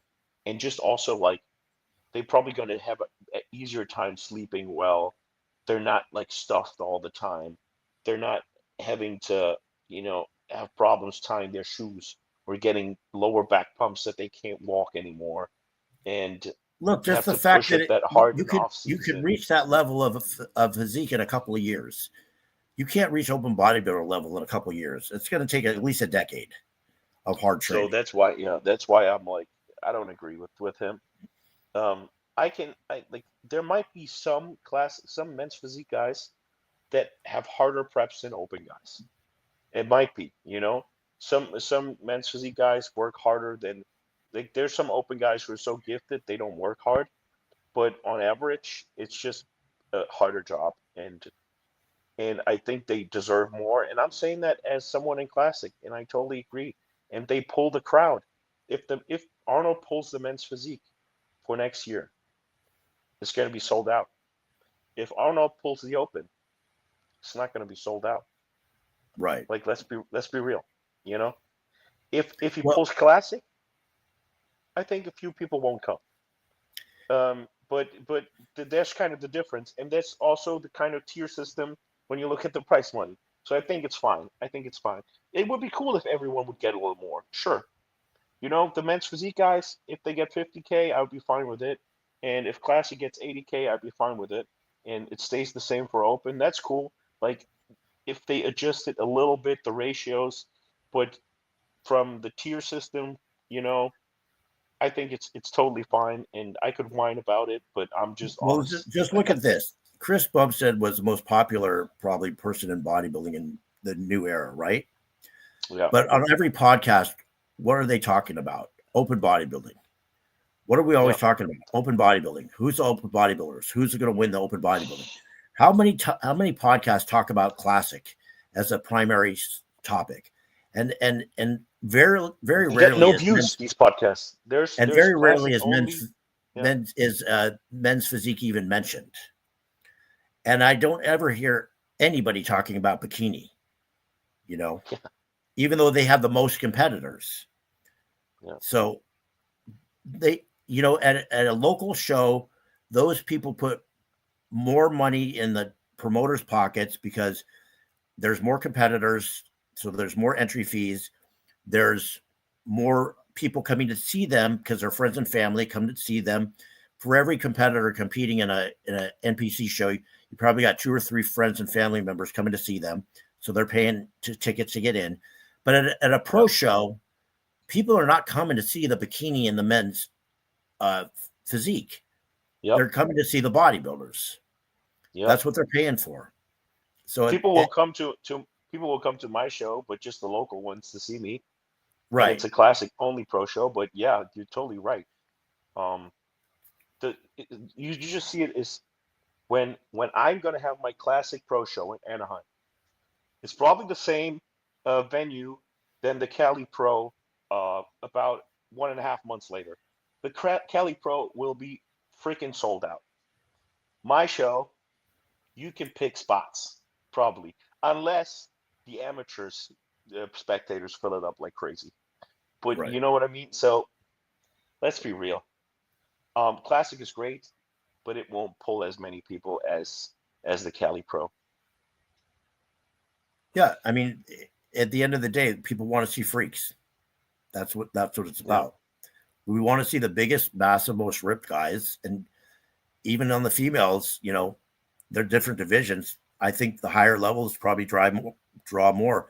Aside from women's bodybuilding, you know, it was taken out for a while. Yeah. So let's move on to the next thing. I think, what do we have here? We could either talk about the Masters or peptides. Let me ask some questions. Somebody asked this question: food in prison to what I eat now outside. Okay, well, first of all, in prison you don't have very much choice. You just kind of eat what they give you. So you eat burritos. You know, yeah, right? I mean, you don't have much choice of it. I can say that back in when I was in prison when I was 20 years old, the food was not as bad because we didn't have so many processed foods back then. So even in prison, you got, you know, the eggs were real eggs. They weren't pancake batter. Yeah. You know, the food. What did the breakfast look like? Just give us what was the typical breakfast in prison? What would you get? Some white bread and some eggs? But French toast was a big thing. So basically it was a thick piece of bread that was dipped in egg batter, and they would, you know, serve like, you know, 4 or 5 pieces of that with, you know, whatever on the side, maybe some fruit. You know, nowadays, all these people have so many allergies. What they going to do in prison, man? Oh my God. Yeah. Well, no one had allergies. There actually is special diets in prison in certain places. You know, the food's still not the best. You can't compare. Like right now, I mean, my eating is meticulous. I prepare everything myself. You know, I shop for exactly what I want, and I have Crohn's, so I have to be careful with what I eat. So you can't even count. It's not comparable. And plus out here we have all these different flavorings and things. You know, in prison you just get what you get. That being said, you know, when I was in prison, I worked in the kitchen when I was in Corcoran, and because I worked in the kitchen, I was able to when we make the French toast, I would make egg sandwiches, and I would take a whole bag home with me. Like after my shift, I take a whole bag of egg sandwiches home with me. So I was eating a lot. I know there's a lot of calories, a lot of protein, a lot of carbs, enough to grow on. Definitely not getting lean in there because everything's fried and lard. But, you know, could eat a lot of food. That's for sure. But yeah, you're pretty much stuck with whatever you get. If you have a hookup, like I had a friend of mine worked when I was at TI that worked in the kitchen, and he would bring me like a bunch of eggs home every day and fresh meat. And he had access to more stuff. And if you have money, you can actually buy some food. People in the kitchen that cook, they have access to more food. They'd smuggle it out and they'd sell it on the yard. So, and then of course in Germany, I bet nowadays you get a menu. I bet they're so nice. I bet a German prison compared to 1980s, where Corcoran, no, but even another prison is like, dude, paradise. Well, there are some of these camps these federal prison camps that are kind of like that way. Yeah. Where, you know, they're like low level, there's no bars, and they get extra stuff. What do you think about bodyweight training? It's not bodybuilding, but what do you think about it? I definitely think that there's a difference between doing like dips with body weight and pull-ups that is different from weights. In other words, you can do lat pull downs all day long and press with on machines or barbells, and you're not going to get good at dips and pull-ups. There's something about doing dips and pull-ups with your body weight that's just different. Now, is body weight training exclusive without weights going to build a great physique? No, I don't think so, because you're limited to, aside from dips and pull-ups, where else can you really overload with body weight training? I mean, I know there's some people that do like some crazy handstand push-ups. I even, back in prison or in jail, I would try to do some of these things, handstand push-ups and whatnot, but you're kind of limited on what you can do with body weight training. But it definitely is a good addition to your weight training. I would definitely recommend anybody I think I have all my training clients do dips and pull-ups, not on the same day necessarily, and it's part of their other workout. But those two exercises. So if they're too weak, they do assisted pull-ups, or you would still let them do lat pull downs? Oh, no. I have the Gravitron for people that can't do. Okay, yeah. They do the assisted pull-ups with the Gravitron, and if they can't do it, or they can put a band on their feet that's tied to the bar to help them. But usually I have people do the Gravitron, which it just helps them. It takes off some of their body weight, but I still have them do it, because there's something that you get out of pull-ups that you could do pull downs all day long, and it's just not going to build the same strength as pull-ups. It's something different about it. Yeah. I've never used DNP. I know about DNP even back in the 80s. I heard about DNP. The first thing I heard about it is it heats your body up and you can cook your intestines. That's all I needed to hear. And I was like, I know no interest. I've used it twice. And if you know your DNP is dosed like what it is, and you die, you're an idiot. The problem is if you get DNP and it might be overdosed, and you're an idiot. So whatever happens, if you're not sure and you get DNP, which then I wouldn't even try it if you don't know anyone else who's tried the same. But then you might want to take one, like the smallest amount you can take, and wait 3 days and see what that does to you, because it has a very long active life. And that's why people overcook themselves. They take it, they don't realize and affect immediately, they take more. When they start realizing it, they took so much that it's going to be real bad in 2 days. And then you can cook yourself from within. If you take 100 micrograms every day, no chance. You get a little hot. I wouldn't take it in the summer. You will have to drink more and take more creatine, because it uses ATP at a way higher rate. But yeah, that's how you should go about it. If you don't know what you're getting, take the smallest amount, wait 3 days. If nothing happens, you feel nothing, you can probably double it. I would never go over 200 if you would really, really have tried exactly what I'm saying. So take the 3 days. If you take it because your show is soon and you just like slamming it and you don't know how much is in it, and Jesus, please don't. But as I said, if you know how much it is and what you're taking, and you take between 100 and 200, unless you're maybe like a little tiny girl and you take 200, it's probably still nothing's going to happen. But these guys take a gram, and if I don't know what would happen if you start taking a gram of clenbuterol today from zero. I don't know what would happen, but maybe you would die. So this thing is like yes and no. It's almost everything that you overdose. If you drink 3 vodkas and you don't puke, you might die, right? That's pretty stupid. So yeah, the biggest problem is that you probably don't know what you're getting and you can't be that sure. I think that's the biggest problem. If that would not be a problem, people should never die from it. But that's the thing, and the half-life and people not being educated. I would still, and because it's all black market and you can't tell, I would never tell anyone to use it because I'm going to be, if I'm the coach, I'm going to be liable, and I can't risk that you get something that says 100 micrograms, but it's 500 and you're going to die. So I would never tell anyone, and no one needs it, but it technically can be done a safe way. So that's what it is. And it can even Here's my help a little thought bit on with DNP. And insulin sensitivity. my thought on Mhm. DNP, and it's always been like this.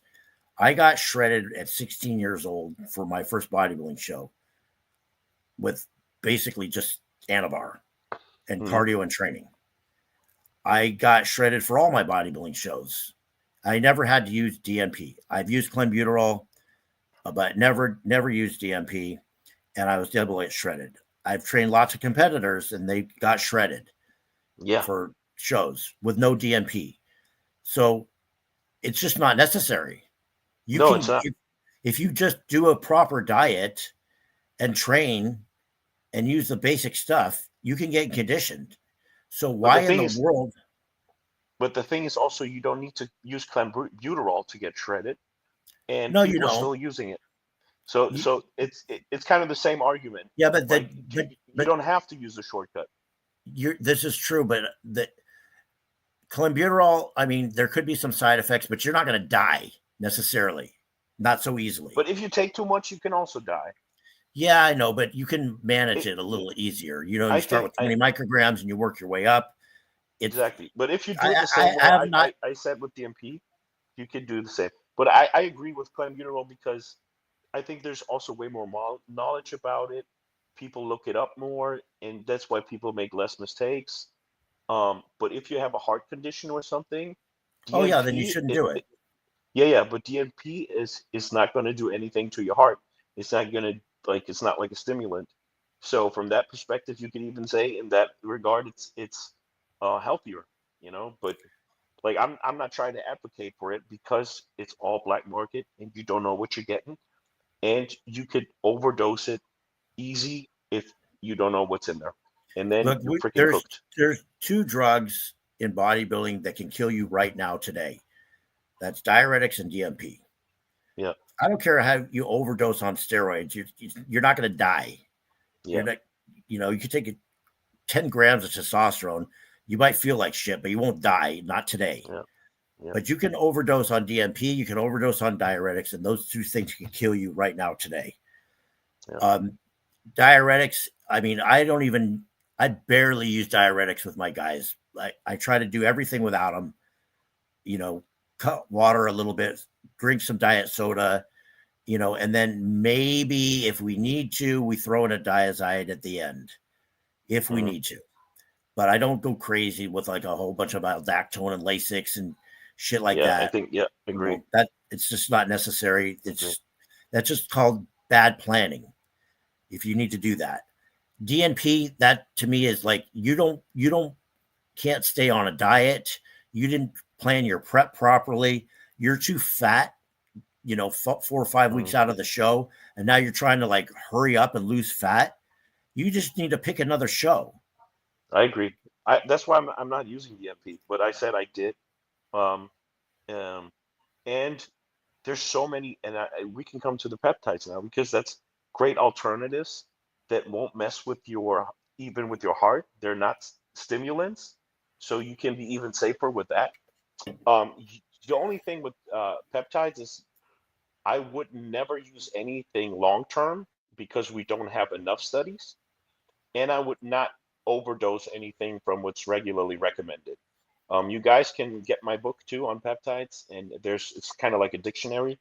Um, and there's a lot of peptides that can accelerate metabolism, help with fat oxidation, help mitochondrial function, even improve your lipids. PJ Braun just brought out the video on his channel. He compared his blood work, and his diet is shit. And he kept the same diet. I love to see it on his story. He's eating pizza twice a week at least. And his cholesterol was never as good as it is now, and his creatinine and EGFR is the best ever. So, and that's the only thing he changed. he took SLUPP 332, which is an exercise mimetic, and it raises AMPK, and that's kind of like it's going to accelerate your fat burning, your fat oxidation, and it's a non-stimulant. It's even can help you improve your lipids. And sure, and as long as you don't overdose it, I have not seen anyone yet who had any problems with it. Does that mean that is impossible? No. And what you also want to consider is you can have too much of anti-inflammatory agents. Inflammation is in parts wanted, and our bodies want a good homeostasis and also to grow muscle immediately after the workout. Inflammation is anabolic. It sends a signal to grow. So that's why people tell you don't use fish oil after your workouts right away or any anti-inflammatory things. So what you don't want to do is take TB 500, BPC 157 at the highest dosages possible, and then 3 other anti-inflammatory peptides, then you might run into problems. So, and some of the peptides might be also counteracting. If you take, let's say you take in GHRH, a growth hormone or a growth hormone releasing secretagogue, and it's not exogenous, so it's going to stimulate endogenously. So if you stimulate endogenously, your body produces it. So then you could inhibit it by, eating sugar right after, or using IGF after. So that's kind of where you want to plan it.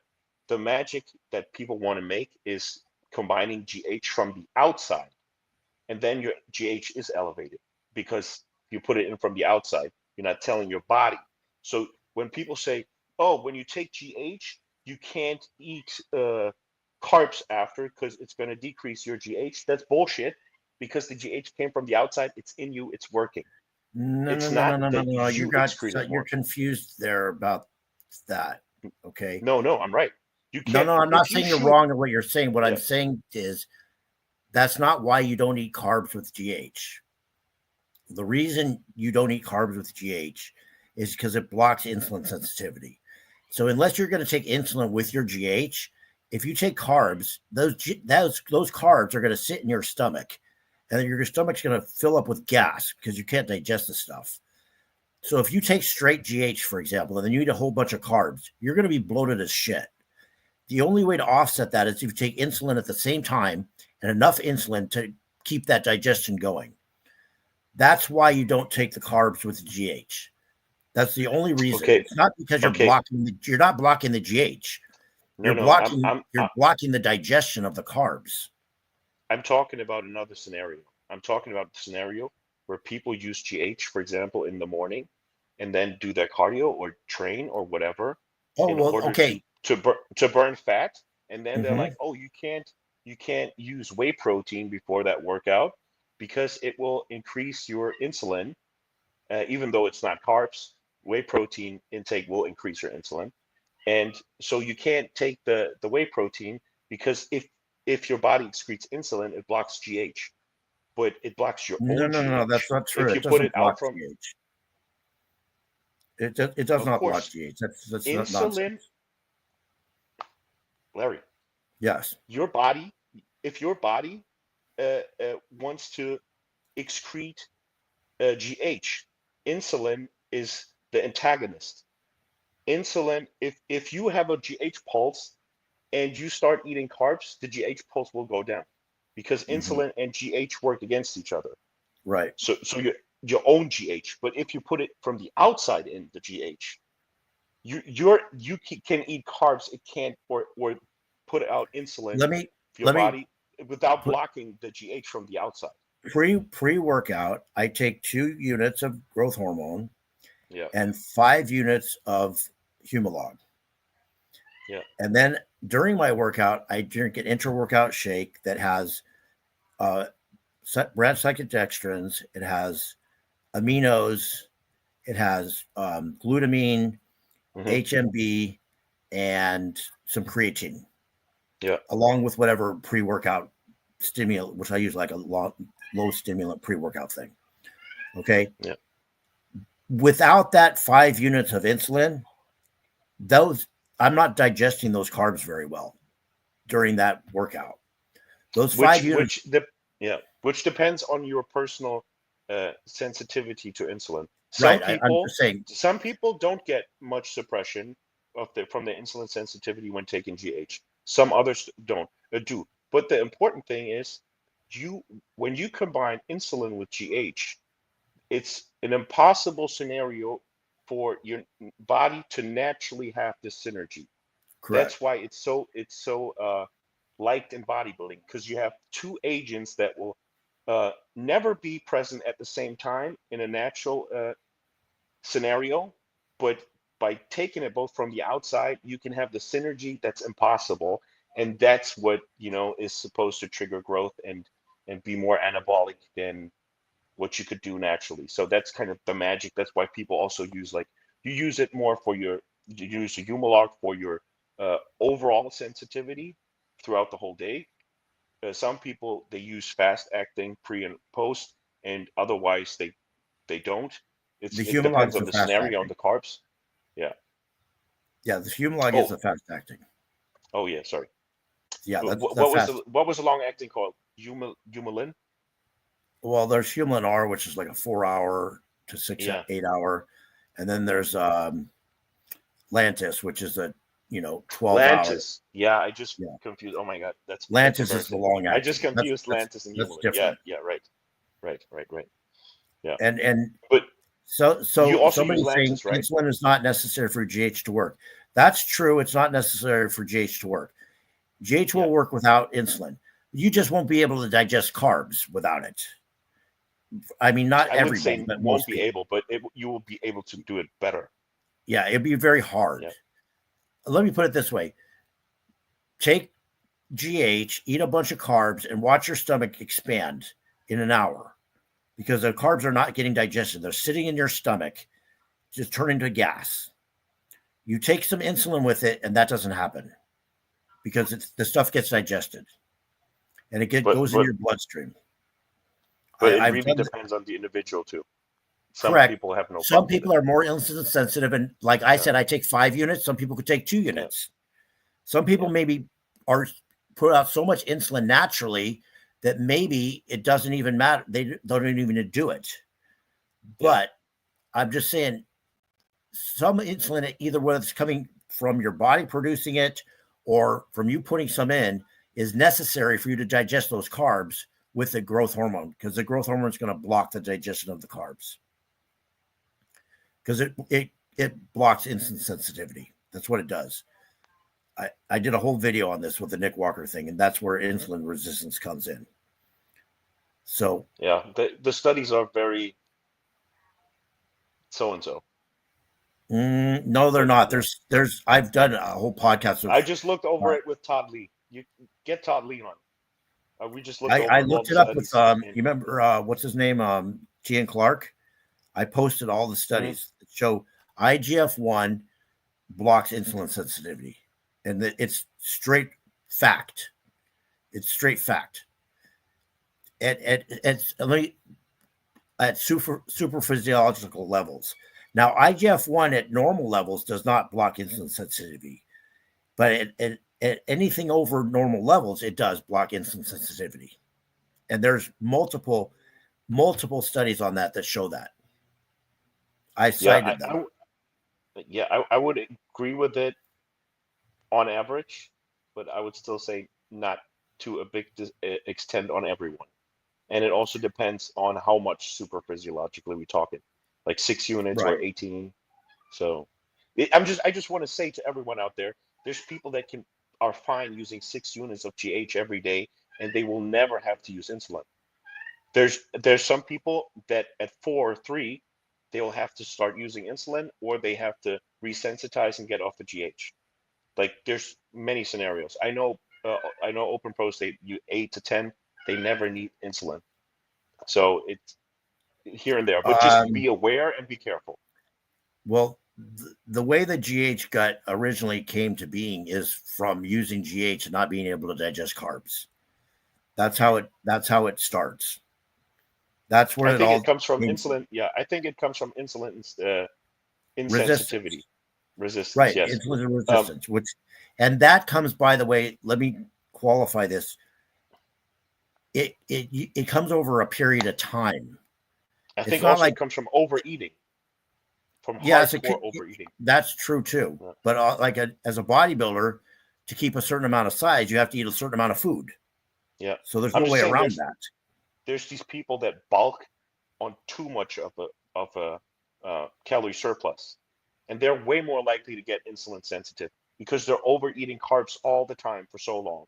And you see the same guts on fat people that are not that fat, but you see those guts on those old men, and the fat on those guts is actually not that thick, but the guts are sticking out. They're insulin insensitive, resistant, and those guys are not on GH for life. They're just like freaking overeating on sugars. Go back and look at the Yeah. video I did of Nick Walker like a couple I'll years do it. ago. I'll do it. Yeah. I went over all of this. I even showed it myself. I did it to myself, so I know. I made myself insulin resistant using GH and insulin for a long period of time.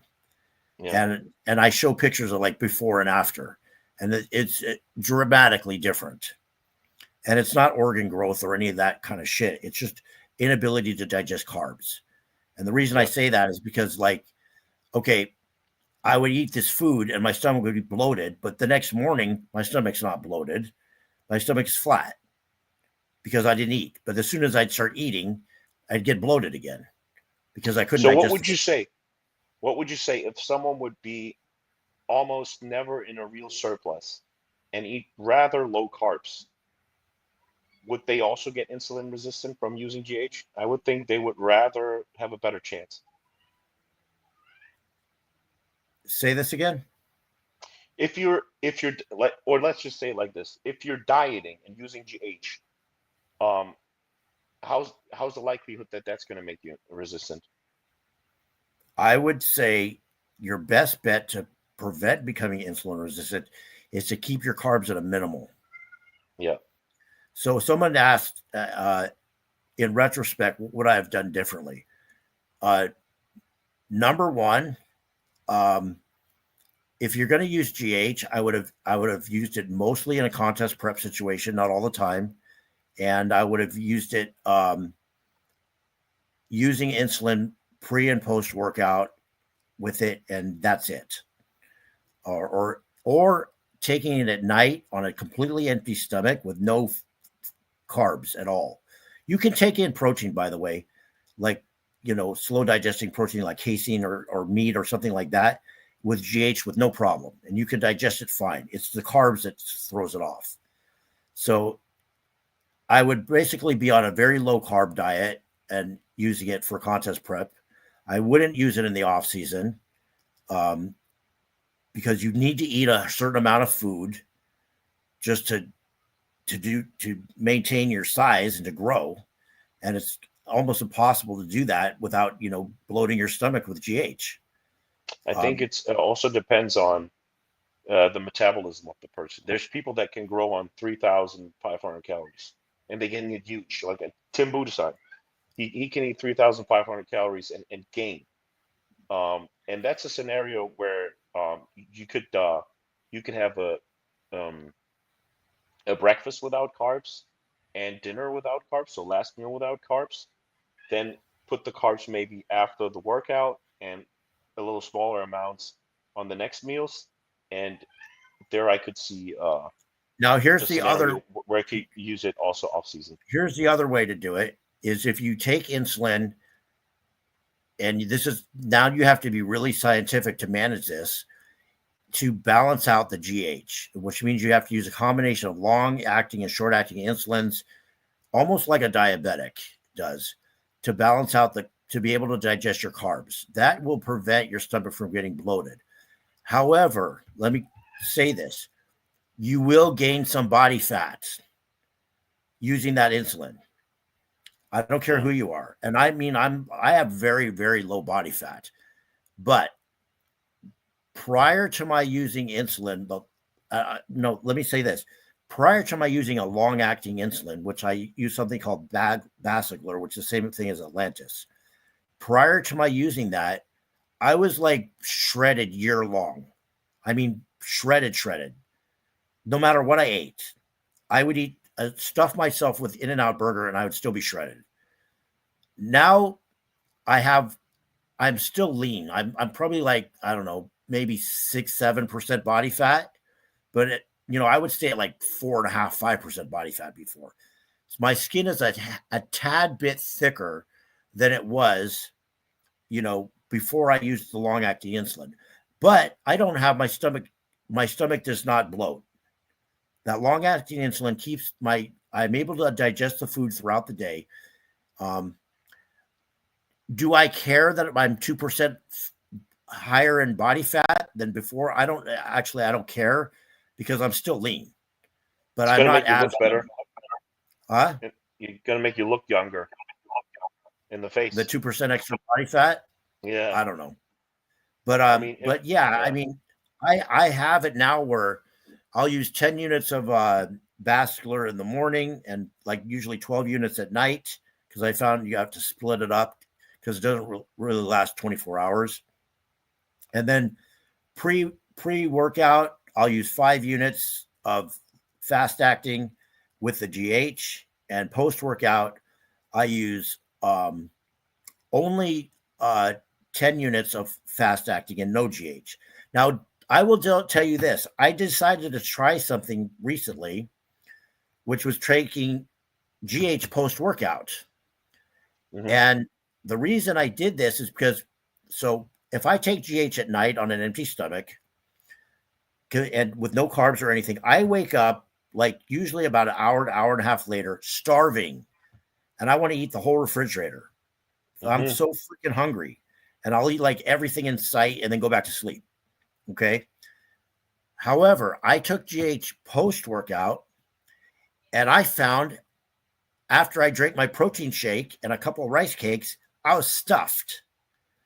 I went home, and where I normally eat a big meal, I couldn't even eat anymore because my stomach was that protein shake was still sitting in my stomach with those rice cakes. It wasn't getting absorbed.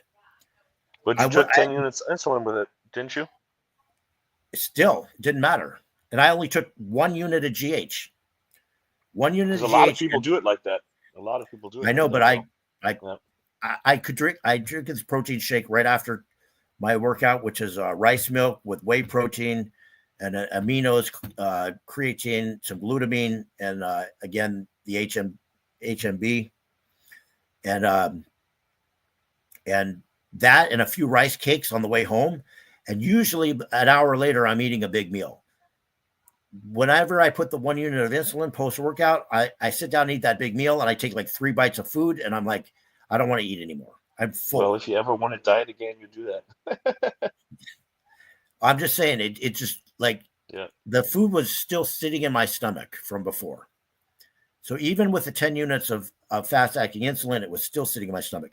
Now, when I take it pre-workout, the 5 units with 2 units of GH, the fact that I'm training, that causes the digestion to turn on.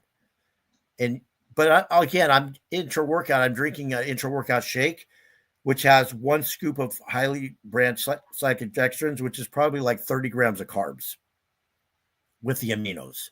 So, I mean, it's not that much carbs. It's 30 grams. Yeah. And I'm sipping this over during my intra-workout, which my workouts are like 2 hours long usually. So this is over a 2-hour period. Yeah. I mean, I train really heavy and not a lot of volume, but I train slow on purpose. Unless I train you have so you have 100% at the sets you perform. Every single one. Yeah. Aside from warm-up sets. Makes total sense. Yeah. Yeah. I train slow. And what I mean by that is I don't rush between sets because I know if I do, I won't have the strength. I'm still tired from my set before. I can't put 100% into it. A lot of people take too little rest between sets, and they go down. If you do that, then you just end up you can't generate the same intensity because Yeah. your muscle, even though cardiovascular wise you might be recovered, but Yeah, it's half a drop set.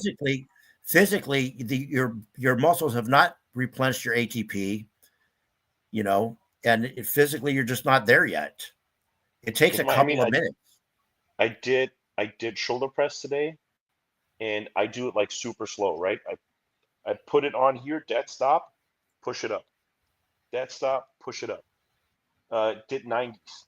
If I had done the hundreds a minute later, 1 rep. So I wait like 2.5, 3 minutes, and I push out, I don't know what it was, 7, 8. So it's so important because in your training book or when you get some plan from whoever or a coach, it might not be on there. You like 3 sets, and this is kind of my reps. And if you take the right amount of breaks in between, you can perform so much better, and you can get so much more out of that volume that you train. Because if you train low volume, you have to get full intensity. So if you train low volume too fast, you'll be like, oh, low volume doesn't work. Because you don't you're make not it work. generating the intensity. Yeah, exactly. I've done it both ways. I've trained high volume fast. I've trained high intensity. I know some people can grow on that. I trained with Nasser. He grew on that like super fast training. And for me, I just shrunk. It didn't work. Nothing for me either. I don't like it. Jay Cutler likes it. Oh, we got Lee Priest on here. Hey, Lee. Hey. Someone said, maybe because of my gut issues, my digestion is not as good. Maybe that's probably true. I have Crohn's. Of course. That's probably true. But I found really honestly, if I'm eating the right food, my digestion is pretty good. I just can't eat gluten. You can also try thymosin alpha 1 or BPC 157 for your gut if you tried everything before. I already use it. I use that regularly, the BPC 157. I did find one thing though. I've had a nagging shoulder injury on my left side for a while. And whenever I put the BPC and TB500 in there, it gets inflamed. And I think that's kind of what it's supposed to do. And you said it's an anti-inflammatory. Oh, but highly anti-inflammatory. But BPC 157 is not an anti-inflammatory. It actually causes. No. It causes inflammation.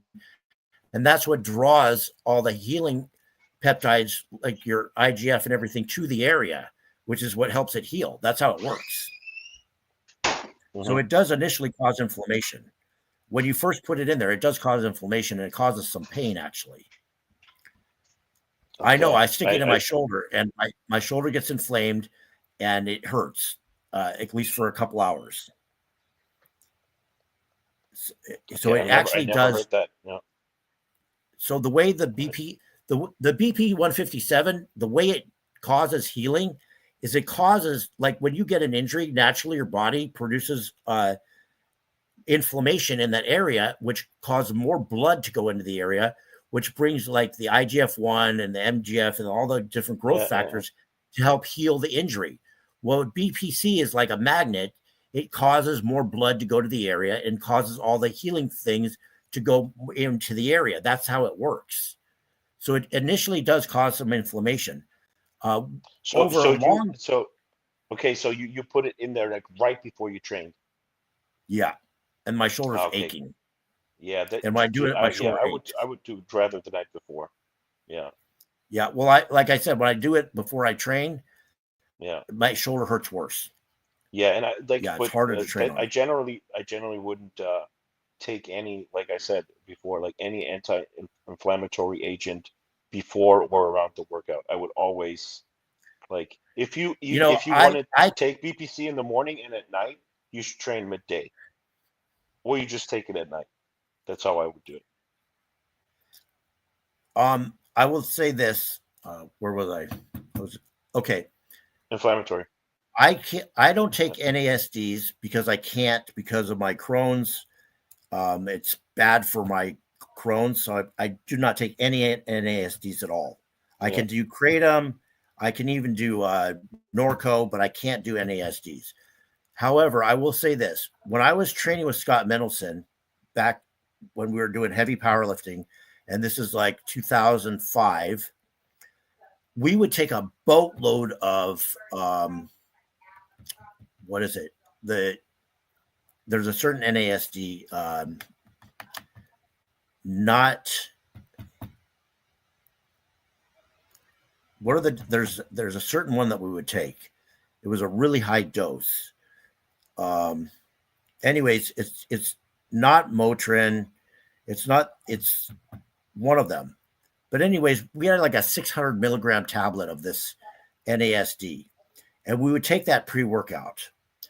And granted, these are powerlifting workouts. They're not bodybuilding, so we're not going for a pump of any kind. But we train really super slow. When I say super slow, I'm talking like the whole workout consisted of 3 sets of heavy bench press for 3 reps and 2 sets of close grip bench. And then after that, we do like a couple of sets of rear delts and a couple sets of cable pushdowns. That was like the whole workout. And it was like a 4-hour ordeal with like 10 guys there, you know, putting on the equipment, doing all this shit. All I can tell you is that was the biggest and strongest I ever got in my life training with this. And we were taking that NASD. And this is when they first came out and said that NASDs retarded your growth. And I told Mendelson, yeah, this retards your growth. And he's like, well, it doesn't seem like it's retarding my growth because the guy was 340 pounds. Yeah, but was it also like it was also like a pain masking agent, right? So you could probably lift, it's a like, regular you could naproxen. probably That's lift what we were more. taking. We were taking naproxen, 600 milligrams So you could pre-workout. probably lift more. Yeah. Yeah. I Not mean, only you could know you what? lift, Yeah. not only could you lift more, but when you're lifting that kind of weight, like maximum weights like that for triples, it's really hell on your joints. So the ASDs really helped your joints survive that shit. I just But hope no one will try to do that, because if you mask your pain, and you can do way more damage than if you let your body give you the signals that it wants to send out, right? So I would always, like, if your body screams ouch and you're just like masking it and going even harder, your longevity might be in danger. Just saying, like, if you're not training for an Olympic medal, you know, I might be conservative here. I got to be honest with you. That's why people use kratom. Yeah. And they're using it pre-workout, and Yeah. you're able to train harder. You're able to train harder. You're able to train harder because you are in some ways masking the pain. So you're able to get through the workouts and lift with more intensity. Whether you're doing more damage to yourself in the long run, I would say, you know, it depends on how you're training. When you do that, your form has to be meticulous. Yeah. On Now, everything. it also depends on if you take the kratom to train harder, but you have no problems without it, like with your joints and everything. That's another scenario than if you have to take the kratom to train that way, because otherwise your joints would hurt, and, you know, like, connective tissue would hurt, not muscle tissue. So there's 2 ways of why are you using it. Like, you're fine I can without tell you from kratom, my and you're using it to get a better workout, or Mhm. you're really bad and you can only train on kratom. That's the bad scenario, is what I'm saying. You know what I mean? So there's I can nothing I against using it for the first scenario, in my view. I can tell you like this. My body is so beat up after 40 plus years of training hard that if I don't use something like kratom pre-workout, I won't really be able to train with the kind of intensity that I want to, because all my focus is going to be on my joints hurting, Uh, because they just my back will hurt. First of all, I spent like 35 minutes warming up. I'm like literally laying on a mat with a massage gun, stretching and digging all over myself just to warm up. I put capsaicin on my shoulders, my rotator cuffs, my elbows. I mean, I have this whole thing ritual I go through just so I can train. But I do this because if I feel like, if I don't put intensity into my training, it's worthless. I'm not getting anything out of it. And the kratom does help. I get you. I just hope you'll be fine. I'll get you, but I'll just hope you'll be fine, and I hope you find other ways to also get better at the same time.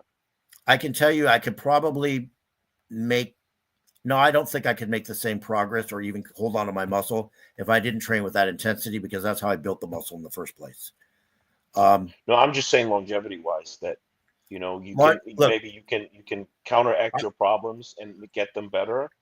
And then you might still use the kratom, but if the kratom or whatever you have to use and you mask it and it gets worse at the same time, that's what I hope will not happen.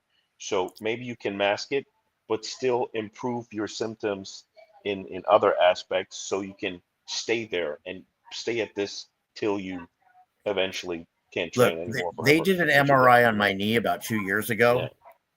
And the tech told me he's never seen a knee that looks like that.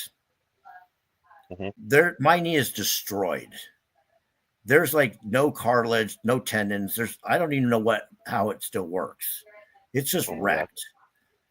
However, I can still squat 600 pounds for reps when I put a knee wrap on that piece of shit knee. I can still do it. You're mental, bro. You're mental. I mean, I know I'm crazy, but and somehow after I do those heavy leg workouts, even though my legs kill me that night and the next day, the rest of the week, my legs feel better and my knee feels better than on times when I don't do it. So somehow it helps me. I think the muscles just hold the thing together. As long as you don't get worse, it's all good. It can't get worse. Trust me, it can't get worse. There's nothing there. Then there you go. It can't get any worse. There's all the ligaments are torn apart. The freaking cartilage is destroyed. I don't even know what keeps it going, but it probably your muscles. Yeah, just the muscles are holding it together. And if I miss a leg workout for a couple of weeks, my knee starts hurting worse. But if I take the kratom, I put the capsaicin on, I wrap my knees, I can squat like all out and I don't have any pain. Sometimes that night my knee will ache. But usually the next day I'm good. But I have a nerve. Badass. For me, I don't know. It's just, I feel like the day I stop, I might as well just give up because this is what keeps me going. I totally get it, man. I get it. I probably would do the same in your situation. Maybe, I don't know. Maybe I'm a bit mental. I don't know. But no, but I get it. I totally get it. Everyone who if I go in there and I do a pussy half-ass workout, I just feel like I just wasted my time. I don't feel like I accomplished anything. It's just like worthless. Glucosamine, I've tried glucosamine. Honestly, it didn't do shit for me. It doesn't do much now.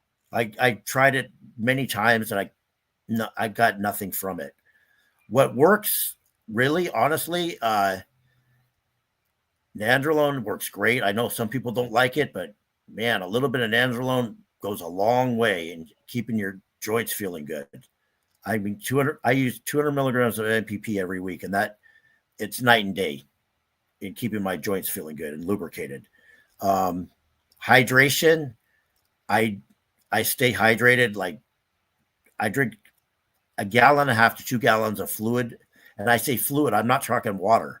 I have this drink that I make with electrolytes and aminos and glutamine and creatine, and I drink that all day long. Also, yes. Your estrogen should not be too low. So if you have joint issues, you might want to be like, I can't take upper end of natural range.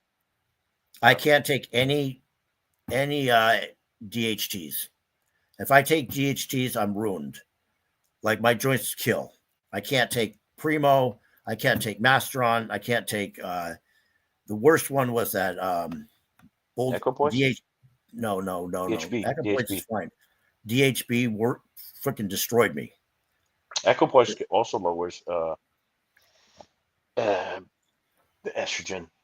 But I don't remember having a problem with Equipoise, although I haven't used it in years. Yeah. All I use on it right now is NPP and test. That's it. Sometimes a little bit of Anabar, but that's pretty much all. Yeah. That works because it's technically two, but it's not an estrogen suppression usually. Okay. Fish oil. Yes, I take fish oil twice a day. I also take krill twice a day. So I take a good amount of that. I also take Barrage twice a day. So yeah, I take a shit ton of vitamins. Like my vitamin regimen is insane. I probably take like 40 different pills every morning and every night. Yeah, I used to too. And then I found one supplement that has a lot of them in it. In one, it's called Complete Health from IFBB Pro Jeff Long, like a Pro supplements, and that's really good. You should get it in your store. It has really everything in there. Is And it not dosed high everything. enough though? Yes, exactly. It has Like it has like 200 ubiquinol. It has 3,000 astragalus. It has 1,000 citrus bergamot, 1,000 NAC. It has zinc and magnesium with good dosages. It's really well dosed. He even comes out with an even better form.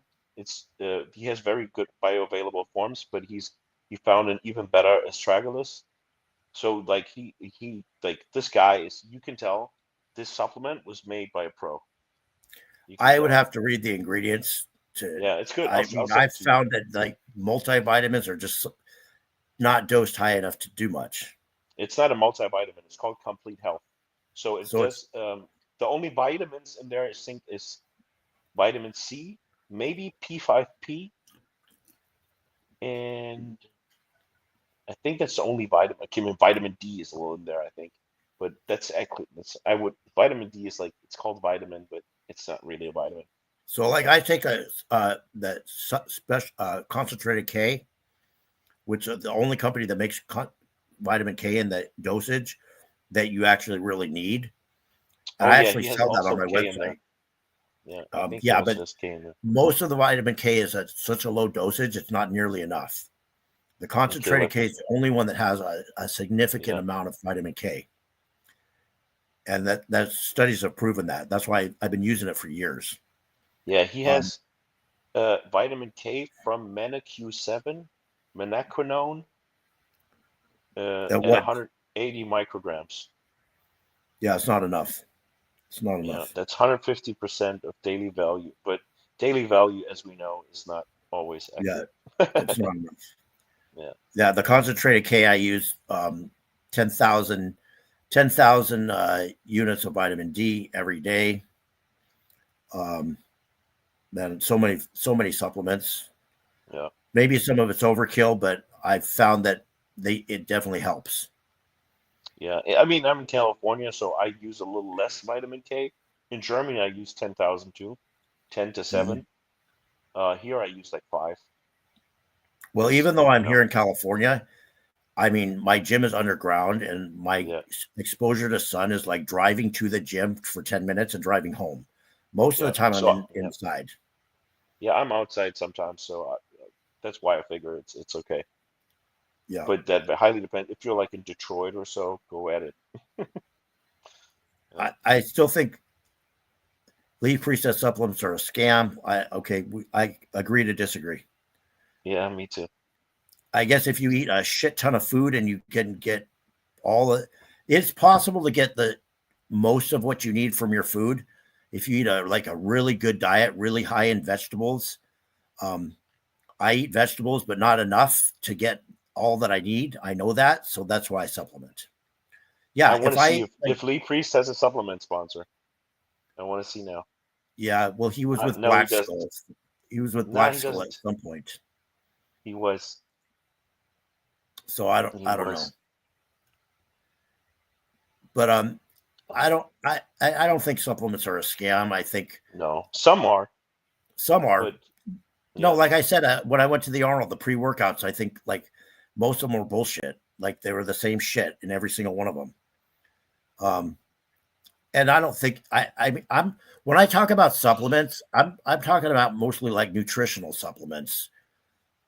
Um, I do believe that taking aminos and creatine and glutamine during and after my training makes a difference. Also, the HMB was a supplement that we used. I think I used it back in the 80s. It was popular. And for some reason, it fell out of favor for whatever reason. It's not popular anymore. No one talks about it. And I had not used it in a number of years. And then recently, like a few months ago, I came across HMB and I'm like, you know what? I remember that actually worked. And I wonder why I stopped using it. So I ordered it and I started taking it intra workout and post workout only. And it does help my recovery. I noticed a difference right away. And it is very small dosage too. And it's not expensive. And that's a supplement that no one even talks about anymore. Yeah, Yeah, it's creatine. supposed to help with against muscle breakdown, right? Yeah, I yeah, I've read somewhere that it wasn't like that important if you have enough leucine in you, like if you already taken essential amino acids, it wouldn't add much to it. I don't know. I don't know, but that's the reason why I don't take it. I have enough mTOR stimulus, and you can't have mTOR eternally turned on. So maybe we'll get some peptide that can uh, turn on mTOR all the time. That'd be crazy, huh? yeah. That'd be crazy. You'd be like, ooh, All I can you'd be tell like you is Rich when Piana. I added the HMB in just to try it again, and I definitely felt a difference in my recovery.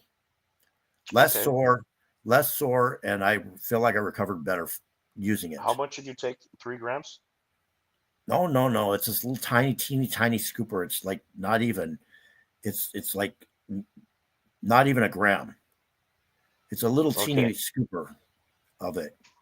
Okay, I'd have, because studies are oftentimes with even with 3 or 6. Okay.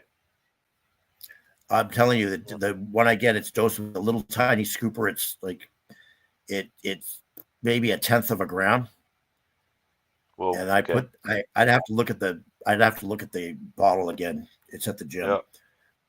I've used it. I've been using it for the last about 4 months, intra and post workout only, and I definitely felt a difference using it. And I use it with the EEAs and also with the creatine, and I take extra glutamine, of course, for the gut health.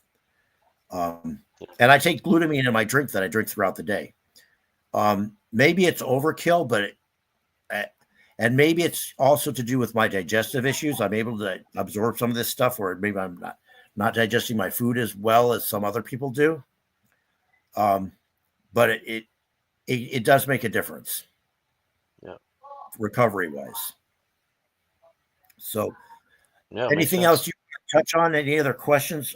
Somebody said something about D3 and K2 liposomal form. All I can tell you is the concentrated K is the only one that I've found that um, that has enough vitamin K in it. None of the other ones are even close. Yeah, what he's saying is that they have a synergy with uptake and they need to be taken with some, I mean, he has a liposomal form, but you can also just eat it, take it and take some omegas with it, some fish oil with it, or some other fats, or eat it Well, with like your eggs for or something. example, the vitamin D that I get is from Now Nutrition, and Yeah, it's already in a capsule with oil, some kind of yeah, oil in it. exactly. Then you don't need all extra, but you need a tiny bit of oil for your Yeah, and For your D, and then you can, and the K2 is very synergistic with it because they help the uptake of each other. right. So that's why they also oftentimes they're sold together. You see a lot of D3 K2 supplements in Well, Europe. actually, I don't even know here, but I you do. carry a supplement. It's from the same people that make the concentrated K. It's it's vitamin D3 and K7 mixed Hmm. together, And that is mainly for endurance athletes. It's especially formulated for endurance athletes. And it's mostly for the younger people, endurance athletes. It's not, the vitamin K is not dosed as high as the concentrated K. And according to the doctor that makes it, you probably mean K2, but you mean Q7, menaquinone 7, right? That's a form of K2. yeah. Yeah. But it's we do carry that, actually. It's on my website. But that's for the younger crowd that needs not as much K. Eat 7 grams of parsley for K. Maybe that's true. I don't know. But like I said, I'm not a big vegetable eater because of my Crohn's. I do eat vegetables, but not a shit ton of them. Probably not enough. Yeah. You know, and not Me often neither. enough. He said what, parsley? He said 7 grams of parsley for K. I'd have to. I actually have a program I can put that in there and actually prove that right or wrong. I'll do it later today, just out of curiosity. I'm going to see if Lee Priest is right on this 7 grams of parsley, how much vitamin K it is, because I can plug it into my program and it'll tell me exactly how much vitamin K is in there. Yeah, I can ask ChatGPT. How much vitamin K does 7 grams of parsley have?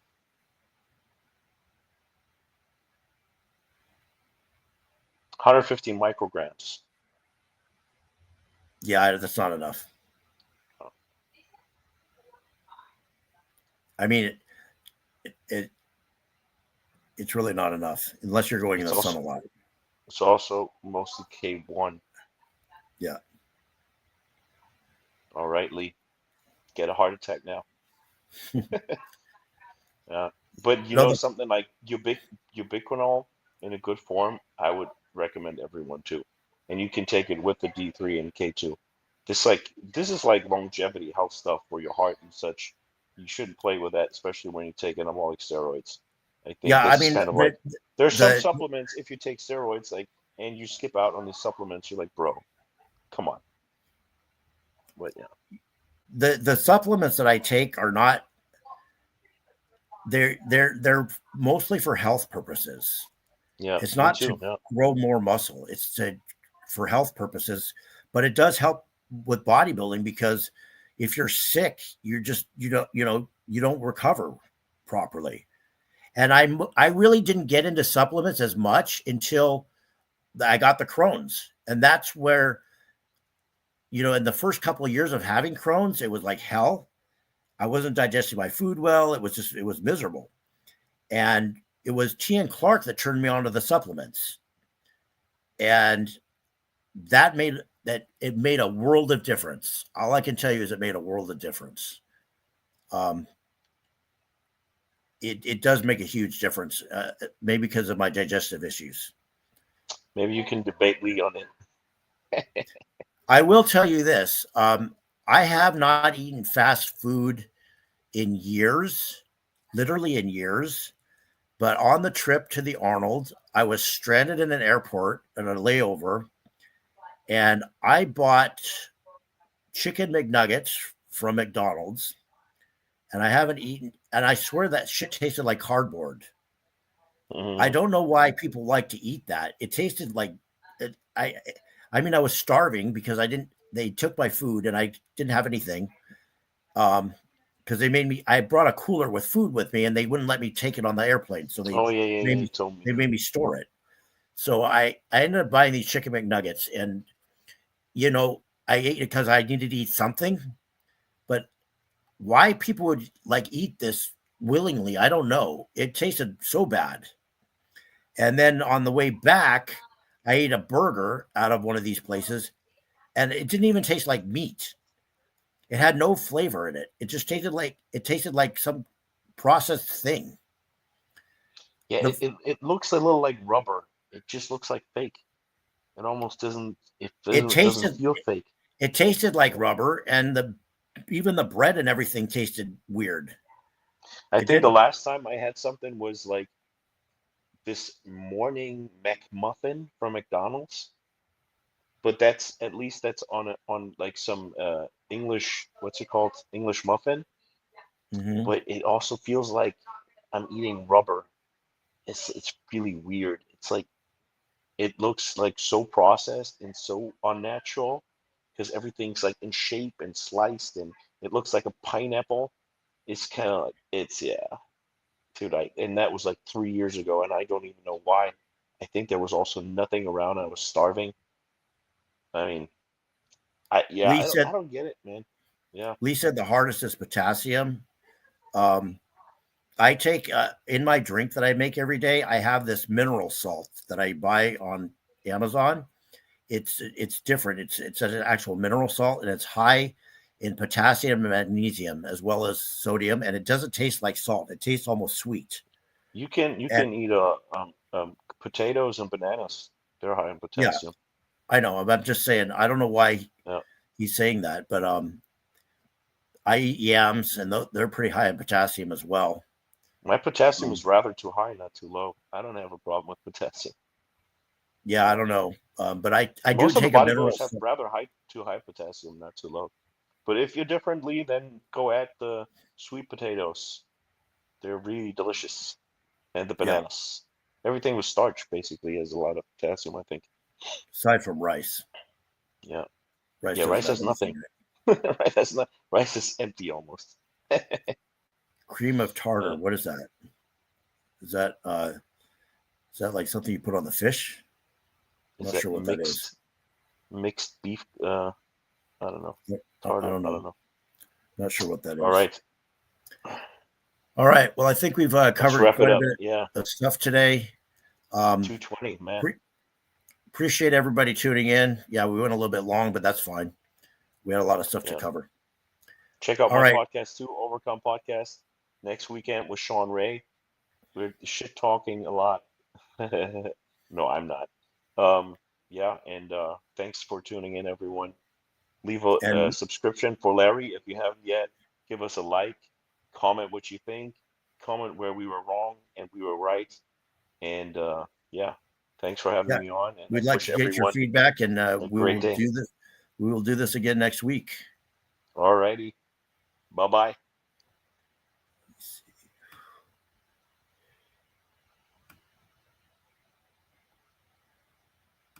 Yeah, we're still on now. 5, 6. Go buy my ebooks.